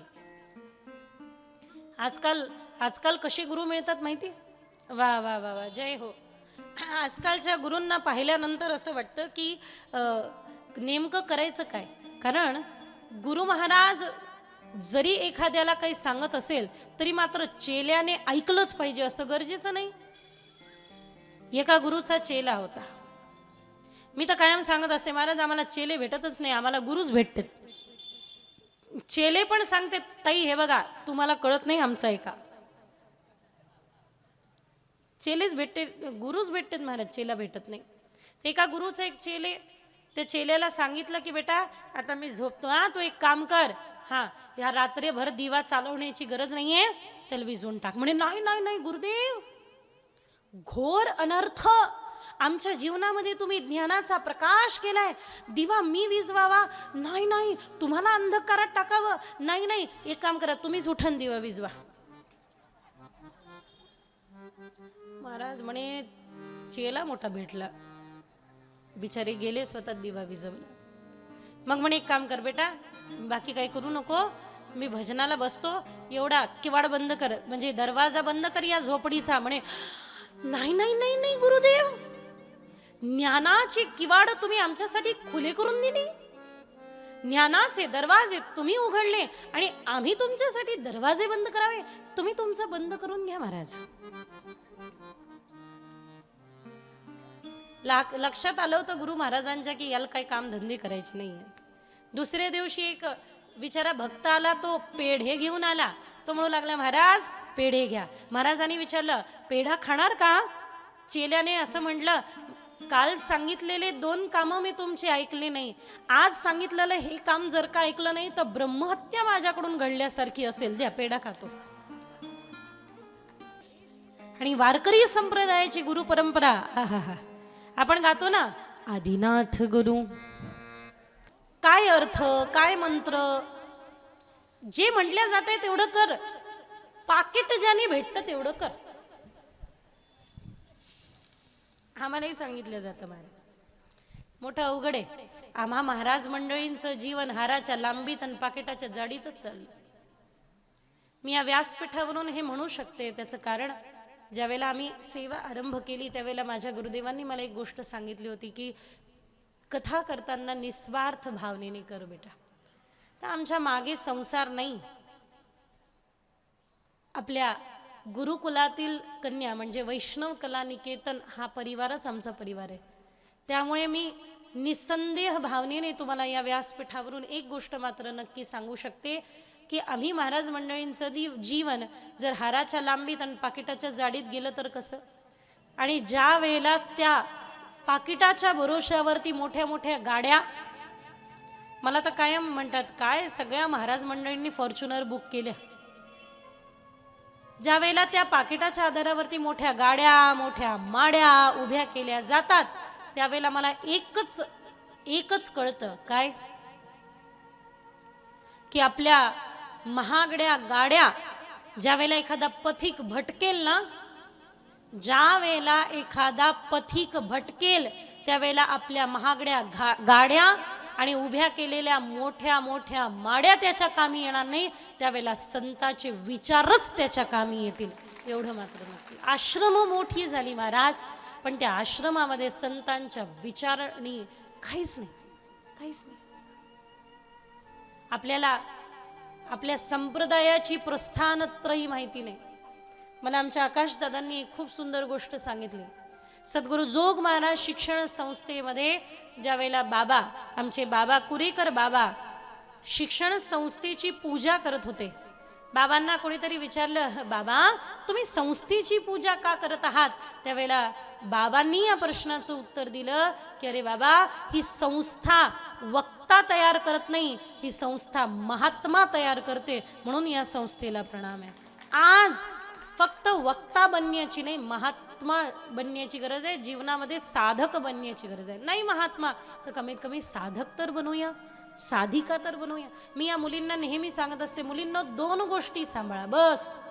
भले 2 पुस्तकं कमी वाचा, 2 ग्रंथ अध्ययन कमी करा, पण 2 गोष्टी जीवनात सांभाळा. एक चरित्र सांभाळा आणि दुसरं सगळ्यात महत्त्वाचं साधना सोडू नका. तुम्ही सतत, स्वामी विवेकानंद म्हणतात, मी सतत फिरत राहायचो. माझ्या फिरण्याच्या सतत फिरत राहिल्याने साधनेचं सातत्य राहिलं नाही. आज आपलं ते होत चाललंय. कीर्तनकार, कथाकार सतत फिरण्याने साधनेचं सातत्य राहत नाही. मी हात जोडून विनंती आहे, जेवढा प्रवास तेवढं भजन जास्त, जेवढं फिरायचंय तेवढी साधना जास्त. साधना करा, उपासना करा. मी मुलींना नेहमी सांगत असते, मुलींनो तुम्ही वाचलेलं व्यासपीठावर तुमच्या कामा येऊ नयो, तुम्ही ऐकलेलं तुमच्या व्यासपीठावर कामा येऊ नयो, पण मात्र भजन केल्यानंतर जे भगवत कृपा प्रासादिक तुम्हाला मिळालेलं असेल ते तुमच्या व्यासपीठावर कामी येईल आणि मग तुमची वाणी प्रासादिक बनून जाईल. ती प्रासादिक वाणी बनावी. ती साधनेने होते, ती भजनाने होते, ती समर्पणाने होते, ती त्यागाने होते, ती चिंतनाने होते. एवढं मात्र नक्की. श्री संत भानुदास महाराजांना ते हवंय की मला असे समर्थ गुरु मिळावे.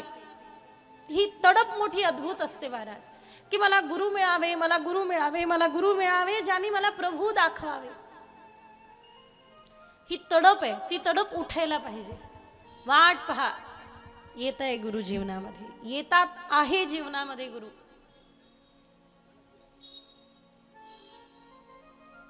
ती तडप तुम्हाला योग्य गुरुपर्यंत नेऊन पोहोचवेल. ज्यावेळेला श्री संत भानुदास महाराजांना वडिलांनी रागवलं, अरे तेवढं ज्ञान पुरेसं नाही का, ज्याने पोट चालेल, किती समजावावं तुला, मूर्खच राहणार आहेस का?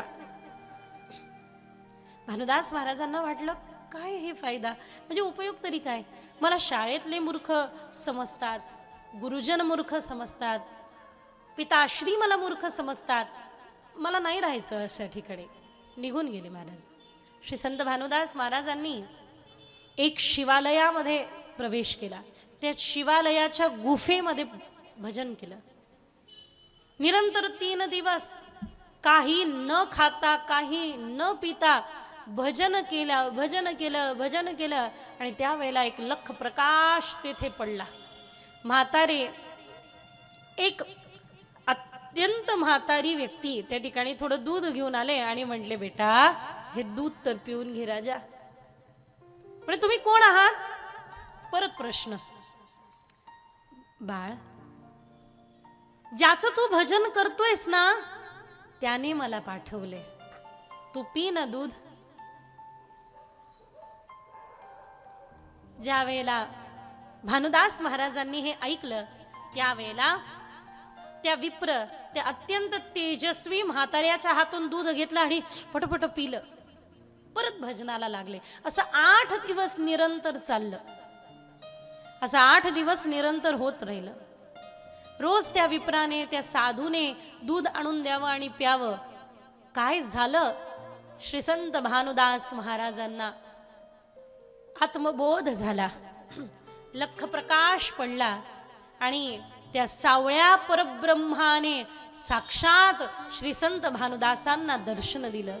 सर्वीकडे संत भानुदासांना ते स्वरूप दिसू लागलं.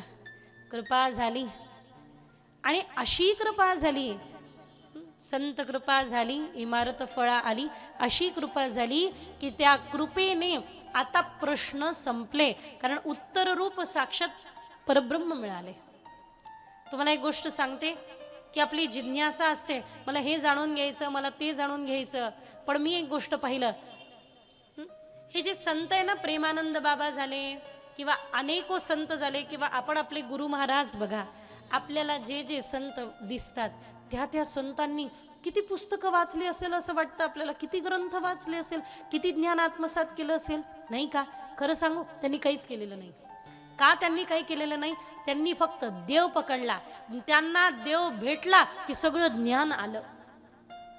4 वेद ज्याच्या श्वासात आहे, ज्याच्या श्वासातून वेद प्रगटतात, तोच आपल्याला कळाल्यानंतर सगळं कळायला काय वेळ लागतंय?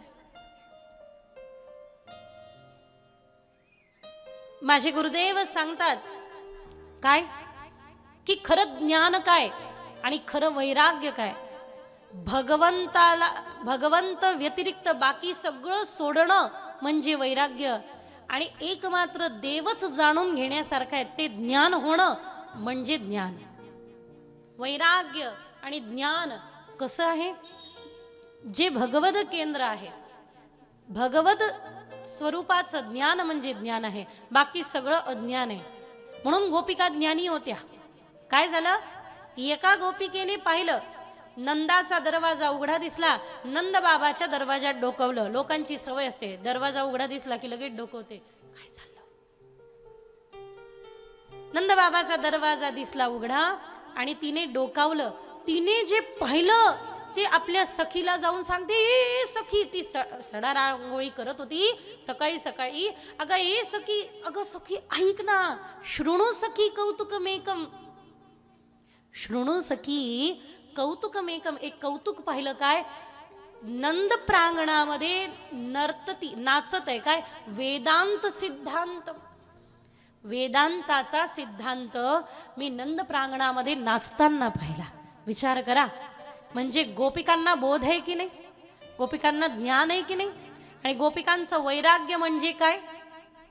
गोपिकांचं वैराग्य नाथबाबांच्या या गवळणीमध्ये प्रगट होतं. वेडी पिशी झाले मी तुझ्या वेणुनादे, तुझ्या नावाचं वेड लागलं मला. ते ना, देवा तुझ्या नावाचं याड लागलं, देवा तुझ्या नावाचं याड लागलं, याड लागलं. भाऊ सगळं आपल्यालाच म्हणायचं हे तर काय म्हणणार नाही. म्हणजे यांनी ठरवलंय की आम्ही काय म्हणायचं नाही, तुम्हाला काय म्हणायचं ते म्हणून द्या, असं काही आहे का? आमच्या विदर्भात म्हणतात, माझा जन्म विदर्भातला आहे, तर आमच्या विदर्भात म्हणतात सगळं उधळ तुम्हाला दिलं तुम्हीच गा, असं काही आहे का? नाही ना. हा मग ठीक आहे. उद्भवला ओंकार त्रिमातृके सहित अर्थ मातृके परते प्रणव बीज. भानुदासांचं वाक्य हे की त्या ठिकाणी निरंतर ओंकार बिंदुनादाने साक्षात भगवत प्राप्ती झाली. आणि एवढंच नव्हे तर चिन्मय रूप मूळ ओंकार बीज आणि भानुदासी निज लाभले ते. असं भानुदासांना ते ओंकार बीज प्राप्त झालं, ज्याने साक्षात भगवत प्राप्ती घडून आली. लक्ष आहे ना? चला पुढे. भगवत प्राप्ती झाल्यानंतर घटना काय घडली की एकदा कीर्तन करत आहे, सगळे आनंद घेत आहे, भगवत भक्तीचा बोध सर्वांना भानुदास महाराज देतात. कारण ज्यावेळेला त्यांना प्राप्त झालं त्यावेळेला ते वाटतात ना, वाटतात. संत वाटायसाठी येतात. त्यांनी देव वाटला, लुटून दिला. बर, देव वाटला, लुटून दिला, हे सगळं खरे. श्री संत भानुदास महाराज कपड्याचा व्यापार करताना आपल्या सोबत सगळ्यांना घेऊन जातात. आता महाराज कीर्तन करतात, महाराज श्रेष्ठ आहे म्हणून त्यांचा व्यापार पण खूप सुंदर चाललाय.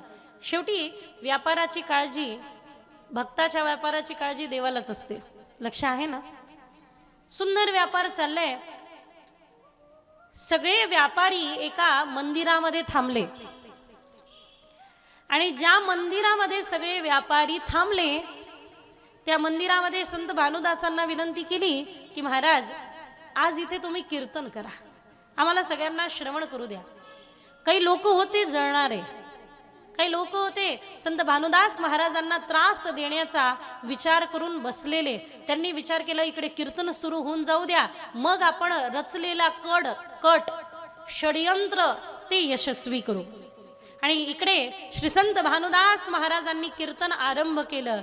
जन्मोजन्मी आम्ही बहुपुण्य केले, तेव्हा या विठ्ठले कृपा केली. संत भानुदास महाराजांचा अत्यंत असलेला पवित्र आणि सुंदर अभंग श्री संत भानुदास महाराजांनी आरंभ केला.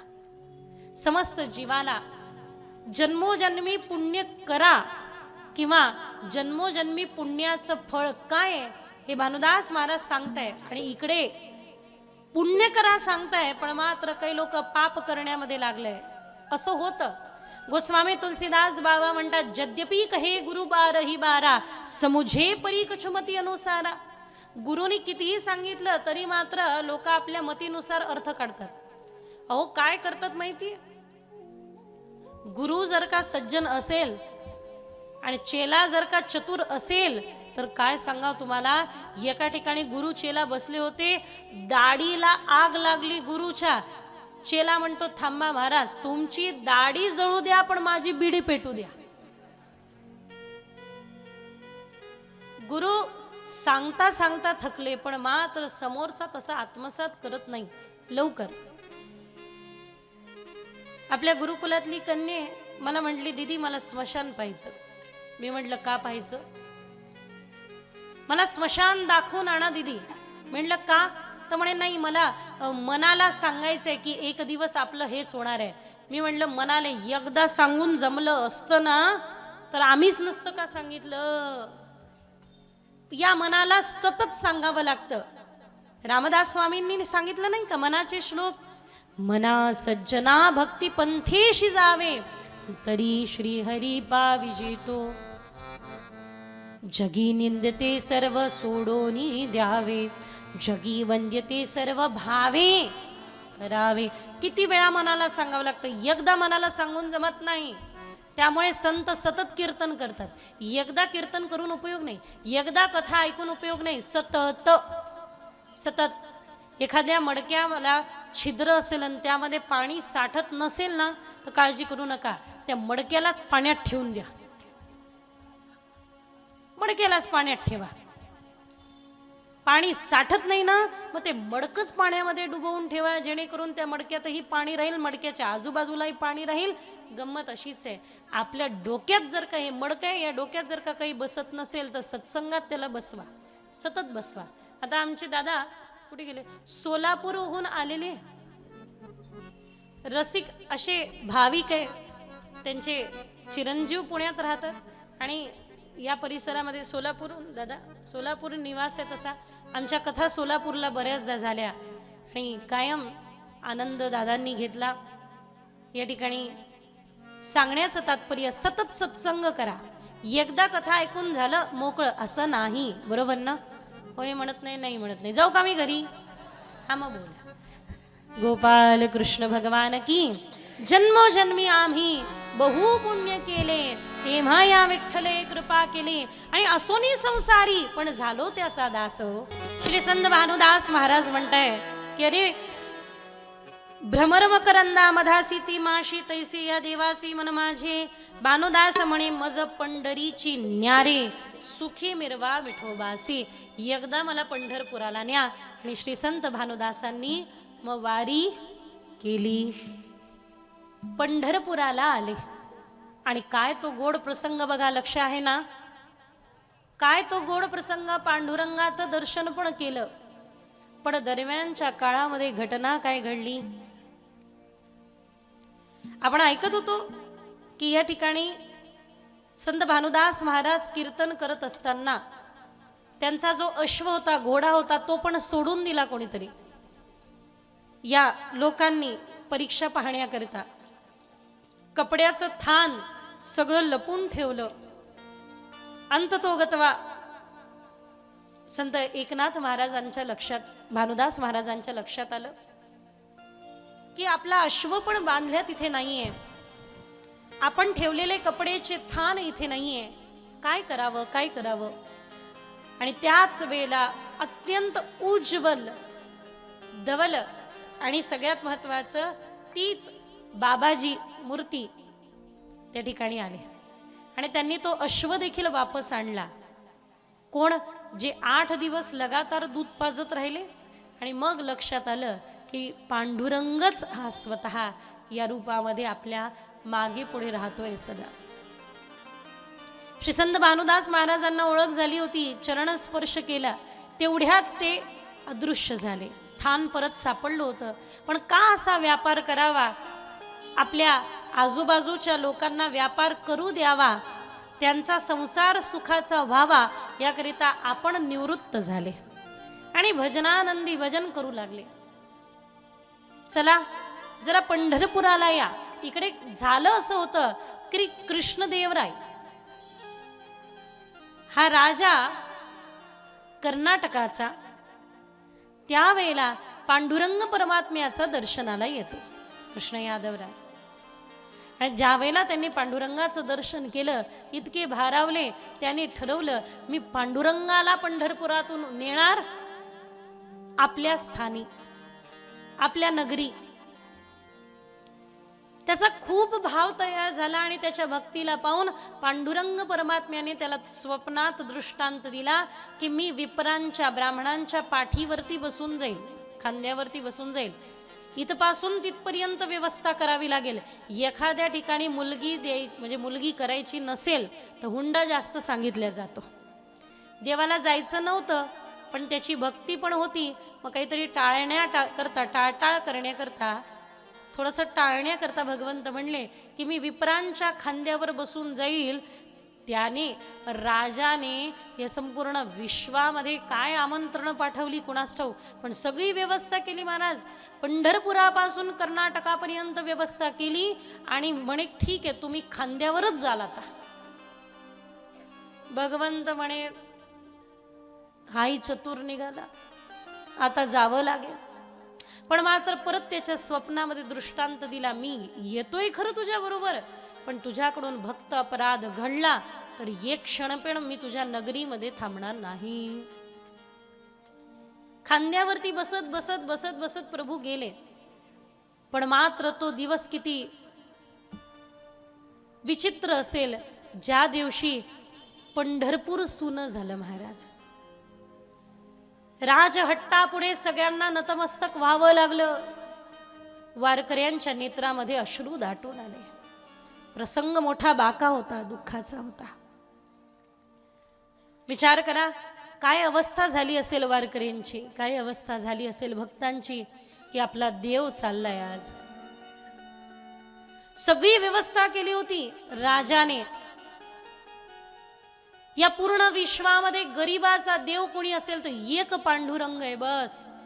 त्या वृंदावनामध्ये बिहारीजींचं दर्शन दुरून तिरुपती बालाजी मध्ये तर बापरे बोलूच नका. डोळे बंद केले तर देवापुढे असून, डोळे उघडले का देव कुठे गेला मागे. दुरून जिथे देव दिसत पण नाही, पण मात्र गरीबाला आपल्या चरणाचा स्पर्श करून देणारा देव जर का कोणी असेल तो गरीबाचा वाली आपला पांडुरंग परमात्मा आहे महाराज. विठ्ठल आहे. भाग्य वाटतं ना की महाराष्ट्रामध्ये जन्म आहे. आपले इष्ट पांडुरंग आहे. पण तो देव आज या राजाने नेला. अरे राजा सत्य,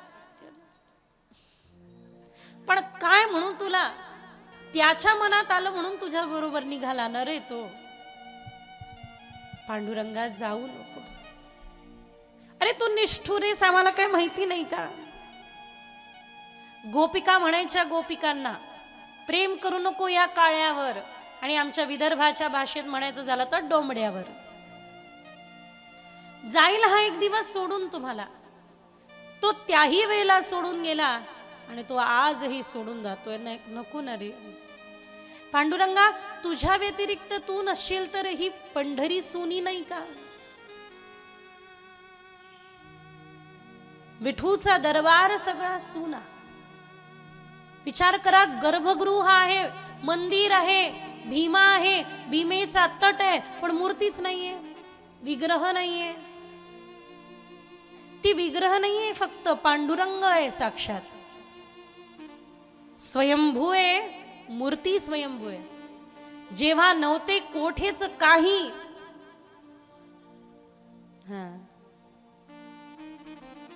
कान्होबा तेरे तेरे ते,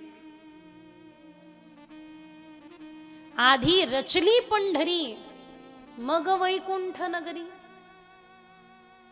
आणि पांडुरंगा तू आमच्यातून निघून जावं असं. वारकऱ्याने कोणाची पताका हाती घ्यावी. खरं रे, खरंच हे जे म्हणतात ना, रणांगण सोडून तू पळायला गेला असशील, रणांगण सोडून भक्ताला पळून जातोय सोडून म्हटल्यानंतर. आम्ही गरीब आहे म्हणून सोडून जातोयस का. नाना प्रश्न उद्भवले, पण मात्र राजा कुठे ऐकतोय. राजहट्ट नेलं देवाला. आपल्या नगरीमध्ये राजेशाही थाटात मूर्ती विराजमान केली. काय सांगता तो थाट. राजा यायचा त्याच वेळेला मंदिर उघडायचा. राजा दर्शन करेपर्यंत वेळ लोकांना दर्शनाचा असायचा. आणि इकडे पंढरी सुनी, विष्णुपद सून. पूर्ण पंढरपूर आहे पण पांडुरंगच नाहीये. अशी सुनी नगरी वैष्णवांना, वारकऱ्यांना जीवघेणी वाटू लागली. कोणी आणावं देवाला. कुणा एकाच्या मनात आलं की देव फक्त आता मनुष्याद्वारे नाही, मग प्रचंड भक्तीच्या सामर्थ्याने येईल. कोण घेऊन येईल. संत भानुदासांना पाठवा. संत भानुदास काय चमत्कार करतील ते चमत्कार करू. आता संत भानुदासांना तयार करण्यात आलं. महाराज तुम्ही जा, आम्ही अनाथ झालोय, आम्हाला सनाथ करा, आमचा नाथ परत आणा, पंढरीनाथ परत यावे. भानुदास महाराजांनी विचार केला, माय लेकराची ताटातूट झाली आहे, मला जर का परत एकदा माय लेकराची भेट घालून देण्याचं सौभाग्य मिळत असेल तर का नव्हे, मी जाईन, पांडुरंगाला घेऊन येईल. माय लेकरापासून दूर झालेली आहे, त्या लेकराला आईचं दर्शन आणि आईला लेकरू दाखवूनच देईन एकदा. आले ना भानुदास महाराज. राजाचं ते वैभव, राजा दर्शनाला येईल त्याच वेळेला दर्शन होईल. हो तिकडे, अहो मला एकदा पांडुरंगा म्हणे दिसत पण नाही, देवळात आहे, देऊळ बंद आहे. आला बा तो राजा. भानुदास महाराज पोहोचले होते, रामकृष्ण हरी म्हणत. राजा आला राजेशाही थाटात, आरती हातामध्ये घेतली, आणि काय तो साज, हिरे, माणिक, रत्न, स्वर्ण, 56 भोग. भानुदास महाराज म्हणतोय, यालाच बोलला न रे तू, आमच्या गरीबाची भाजी भाकरी आता तुला गोड लागत नाही, खा पुरणाची पोळी. आणि एवढंच नाही, फक्त पांडुरंगा, फक्त राजा दर्शन घेईल तोपर्यंत तुझं दर्शन, नाहीतर बस त्या कुलपात. अरे सतत भक्ताने वेढून असलेला तू, सतत भक्तांच्या अश्रुपूरित नेत्राने, भक्ताच्या अश्रूने तुझ्या चरणाचा अभिषेक व्हायचा नाही का? आज कुठे होतोय? भक्त तुला आलिंगन द्यायचे, म्हणायचे काय मज वाटे त्यासी आलिंगन द्यावे, कदा न सोडावे चरण त्याचे. पण आज तुझे चरण पाहणं पण दुष्कर झाले. हेच का तुझं प्रेम? भक्त तुला सर्वस्व ओवाळून टाकतो, आणि तुला मात्र राजाचा घरचा थाट महत्वाचा असतो नाही का? हे फक्त भक्ताने करावं महाराज. एक महिला उभी होती वृंदावनात देवापुढे आणि गात होती, दीनबंधू दीनानाथ तेरी डोरी मेरे हात, दीनबंधू दीनानाथ तेरी डोरी मेरे हात. एक जण आली म्हणू लागली, चुप कर, असं नाही म्हणायचं, ते मेरी डोरी तेरे हात आहे म्हणे. नाही, हा इतका छलैया आहे, माझी डोरी याच्या हाती जर का दिली तर मला कुठं कुठं फिरवेल काही सांगता येत नाही, म्हणून त्याची दोरी मी पक्की पकडून ठेवली. आता फिर, आता दाखव. भक्ताच्या, आणि भक्त देवाला बांधतो, आणि भक्त देवाला बांधतो त्यावेळेला देव पण म्हणतो, अहम भक्त पराधीन, मी भक्ताच्या अधीन आहे. त्याने नाचवावं, मी नाचावं, त्याने माझ्याकडे पाहावं, त्यावेळेला भूषण भये भूषण नीको, माझा भक्त. भानुदास महाराज देवाला नावं ठेवले, पण मात्र त्याच राज्यामध्ये रात्रीला नदीच्या काठी बसले, नेत्र बंद केले, त्याचंच गुण गाऊ लागले. पा एकीकडे शिवे द्यायच्या त्यालाच, आणि एकीकडे प्रेमही करायचं त्याच्यावरच. तुझ्या वाचून आहे कोण आम्हाला? डोळे बंद केले. माझ्या हृदयात तू सदैव आहे रे, माझ्या कानामध्ये सतत तुझा वेणुनाद पडतोय. वृंदावनी वेणू माय कोणाचा वाजे, वेणुनादे गोवर्धनू नाचे, है ना? भानुदास महाराजांचा अभंग आहे हा, की देवा माझ्या हृदयामध्ये तू सदैव आहेस, पण कसं सांगू, ते जे भक्त आहे ना त्यांना चैन नाही पडत रे तुझ्या दर्शनाशिवाय. तू चल ना माझ्या बरोबर. अच्छा, गंमत अशी की भानुदास महाराजाबरोबर देव बोलू पण लागतो, देव पाहू पण लागतो, हे भानुदासांना कळून येत आहे. एका नदीकाठी बसले, डोळे बंद केले, आणि श्री संत भानुदास महाराज मनोही मन भगवद लीला गाऊ लागले, भगवद लीला पाहू लागले. ती लीला कोणती होती? किंवा वेणुनादे गोवर्धनू नाचे, भगवंताचा वेणुनाद सुरू आहे. कदंबाच्या झाडाखाली पवित्र शीतल यमुनेच्या काठी भगवंतांनी अधरांवरती वेणू पकडली आहे. ब्रह्मानंद आणि विषयानंद ज्या समोर अणू वाटते ती भगवंताची वेणू, अणू वाटणारी वेणू भगवंत तर वेणुनाद करताय. भानुदास तल्लीन होत आहे, हृदयामध्ये आनंदित होत आहे. पांडुरंगाला चैन पडेना, राज दरबारातून तो पांडुरंग पण निघाला. भानुदासाच्या हृदयामध्ये असलेल्या या लीलेमध्ये सम्मिलित होण्याकरता निघाला. ब्रज में मुरली कौन बजाई, गूंज उठ्यो गोवर्धन माई. या अभंगाचा अनुवाद, हिंदी अनुवाद. ब्रज में मुरली कौन बजाई, गूंज उठ्यो गोवर्धन माई. पंख पसार मोर जो राजे, त्यो दीखत मोही यादव राजे. ज्या प्रकारे पंख पसरवून एखाद्या मोराने नाचावं, त्या प्रकारे मला या रात्रीच्या चांदण्यामध्ये यादव राजे म्हणजे श्याम सुंदर दिसून येत आहे. पांडुरंग परमात्मा आले ना भानुदासांच्या जवळ. भानुदासांनी पाहिलं, आ हा हा देवा, किती सुंदर स्वरूप आहे तुझं, ते रूपड गोजीर. देवाने काय केलं, आपल्या वनमाळी देवाने गळ्यातली एक तुळशीची माळ काढली, भानुदासांच्या गळ्यात टाकली.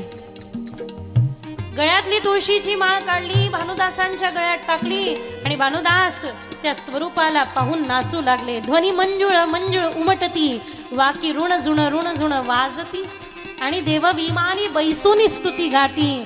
भानुदासा फावली प्रेम भक्ती, प्रेम भक्ती, प्रेम भक्ती. संत भानुदास महाराजांच्या गळ्यामध्ये ती माळ टाकण्यात आली आणि पांडुरंगाने दर्शन देऊन मी तुझ्यासोबत येतो आणि पांडुरंग परमात्मा निघून गेले. भानुदास महाराज याच आनंदामध्ये की देवानी म्हटलं येतो, देव बोलला येतो, देव म्हटले येतो, बस त्याच चिंतनामध्ये.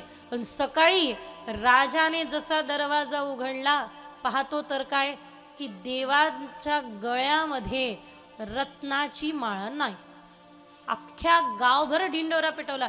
ज्याने कोणी ही रत्नाची माळ चोरली असेल ना त्याला दंड द्या, साधारण दंड नाही, चांगला दंड द्या. सैनिकांनी नाचणाऱ्या भानुदासांनी पाहिलं. देव म्हटले येतो, देव म्हटले येतो, आहा, देव म्हटले येतो. त्यांच्या आनंदामध्ये ते रामकृष्ण हरी रामकृष्ण हरी. देव बोलले म्हणतो येतो. देव बोलला चल तुझ्या घरी, रामकृष्ण हरी रामकृष्ण हरी. देव म्हणे चल पंढरपुरी, देव म्हणे चल पंढरपुरी. याच आनंदामध्ये सैनिकांनी पकडला. म्हणे चुप, आला मोठा. गळ्यामध्ये ही माळ कोणाची? पांडुरंगाची. विठ्ठलाची? नक्की हो, विठ्ठलाची. कारण गंमत काय झाली, त्या तुळशीच्या माळेबरोबर ती रत्नाची माळ देखील भानुदासांच्या गळ्यात घातली गेली. आणि आता चोरीचा आळ श्री संत भानुदासांवरती घेतला. ही चोरली तुम्ही. राजाला सांगण्यात आलं की एक व्यक्ती आहे, कुठून तरी आलेला आहे, काहीतरी बरळत आहे आणि त्याच्या गळ्यामध्ये ही माळ दिसली. म्हणे माळ काढून घ्या आणि त्याला दंड द्या. शूल टाका त्याच्या खांद्यावरती, घेऊन जा स्मशानाकडे. शूल टाकण्यात आला महाराज. पण ज्या वेळेला ते शूल टाकले त्यावेळेला मात्र संत भानुदासांनी ज्या देवाला शिव्या दिल्या, अरे काळ्या, काल म्हटला येतो आणि आज माझ्या बरोबर असं करतोस?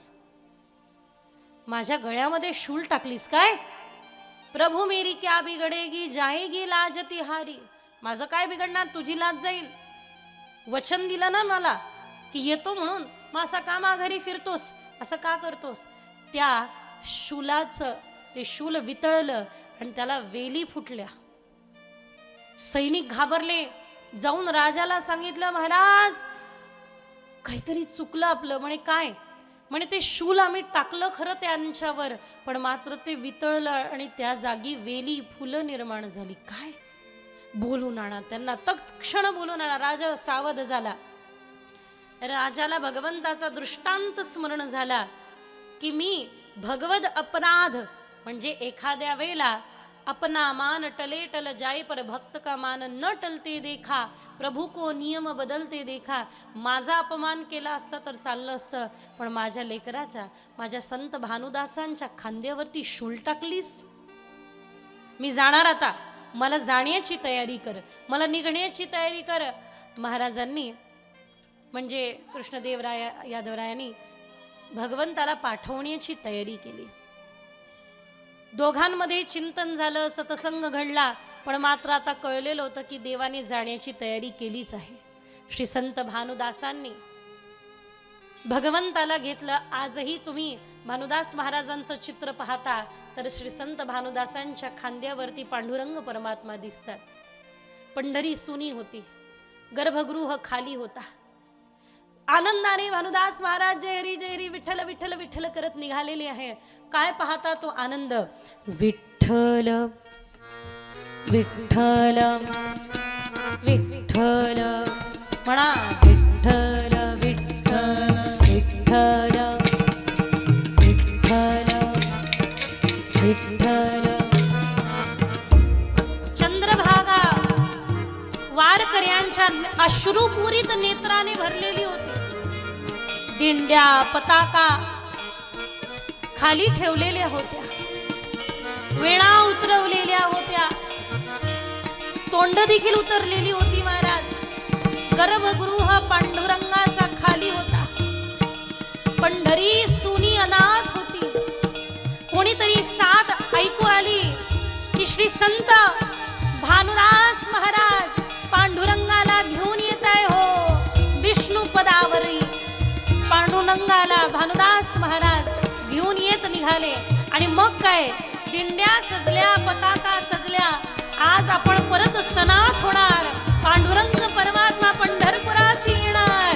विठ्ठल विठ्ठल विठ्ठल विठ्ठल विठ्ठल विठ्ठल विठ्ठल विठ्ठल विठ्ठल विठ्ठल विठ्ठल विठ्ठल विठ्ठल विठ्ठल विठ्ठल विठ्ठल श्री संत भानुदास महाराज आपण सगळ्यांच्या लाडक्या पांडुरंग परमात्म्याला घेऊन येते. अनुभव करा की तुमचे इष्ट जे तुमच्यापासून दूर गेलेले आज तुमच्या डोळ्यापुढे उठून येत आहे. संत भानुदास महाराज पांडुरंग परमात्म्याला आपल्या पंढरपुरामध्ये घेऊन येते. विठ्ठल ताई ताई ताई विठ्ठल विठ्ठल विठ्ठल विठ्ठल विठ्ठल विठ्ठल विठ्ठल विठ्ठल विठ्ठल विठ्ठल आनंदाने पंढरी नाहून निघालीये. पुष्पांचा वर्षाव देवता करता इंद्रम नादम मृदंग. जणू इंद्राने मृदंग करावा नाद. विठ्ठल विठ्ठल विठ्ठल विठ्ठल विठ्ठल विठ्ठल विठ्ठल विठ्ठल विठ्ठल विठ्ठल सुनी झालेली पंढरपूर नगरी आज परत एकदा विठ्ठल नामाच्या जयघोषाने भरून निघाली. विठ्ठल विठ्ठल गरीबाचा देव पांडुरंग परमात्मा पुन्हा एकदा आपण सगळ्यांना प्रेम देण्याकरिता साकार रूपामध्ये येऊन पोहोचलाय. विठ्ठल विठ्ठल विठ्ठल विठ्ठल विठ्ठल विठ्ठल विठ्ठल विठ्ठल विठ्ठल विठ्ठल विठ्ठल विठ्ठल विठ्ठल विठ्ठल विठ्ठल विठ्ठल किती जणांचा अनुभव आहे. असं वाटत आहे की आपण पंढरपुराला पोहोचलो महाराज. आणि ज्या प्रकारे संत भानुदास पंढरपुरामध्ये पांडुरंगाला घेऊन आले त्या प्रकारे आपलं हृदय पंढरी व्हावं आणि या हृदयामध्ये पांडुरंग यावे. आहा विठ्ठल माझा माझा. मग आपण अधिकाराने म्हणू विठ्ठल माझा माझा माझा माझा माझा. विठ्ठल माझा हरी बोल हरी बोल हरी बोल. विठ्ठल माझा माझा माझा माझा माझा. विठ्ठल माझा मी विठ्ठलाचा. विठ्ठल माझा विठ्ठल माझा मी विठ्ठलाचा. विठ्ठल माझा विठ्ठल माझा मी विठ्ठलाचा. विठ्ठल माझा विठ्ठल माझा मी विठ्ठलाचा. हरी बोल. विठ्ठल माझा विठ्ठल माझा मी विठ्ठलाचा. माझा माझा माझा माझा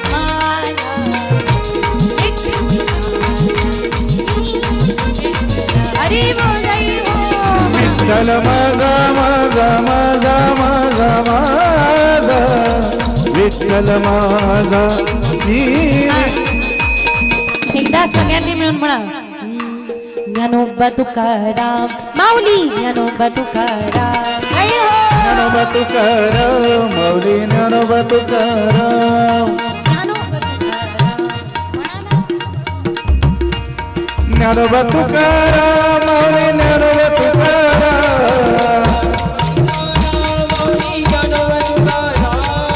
ज्ञानोबा तुकाराम माऊली ज्ञानोबा तुकाराम.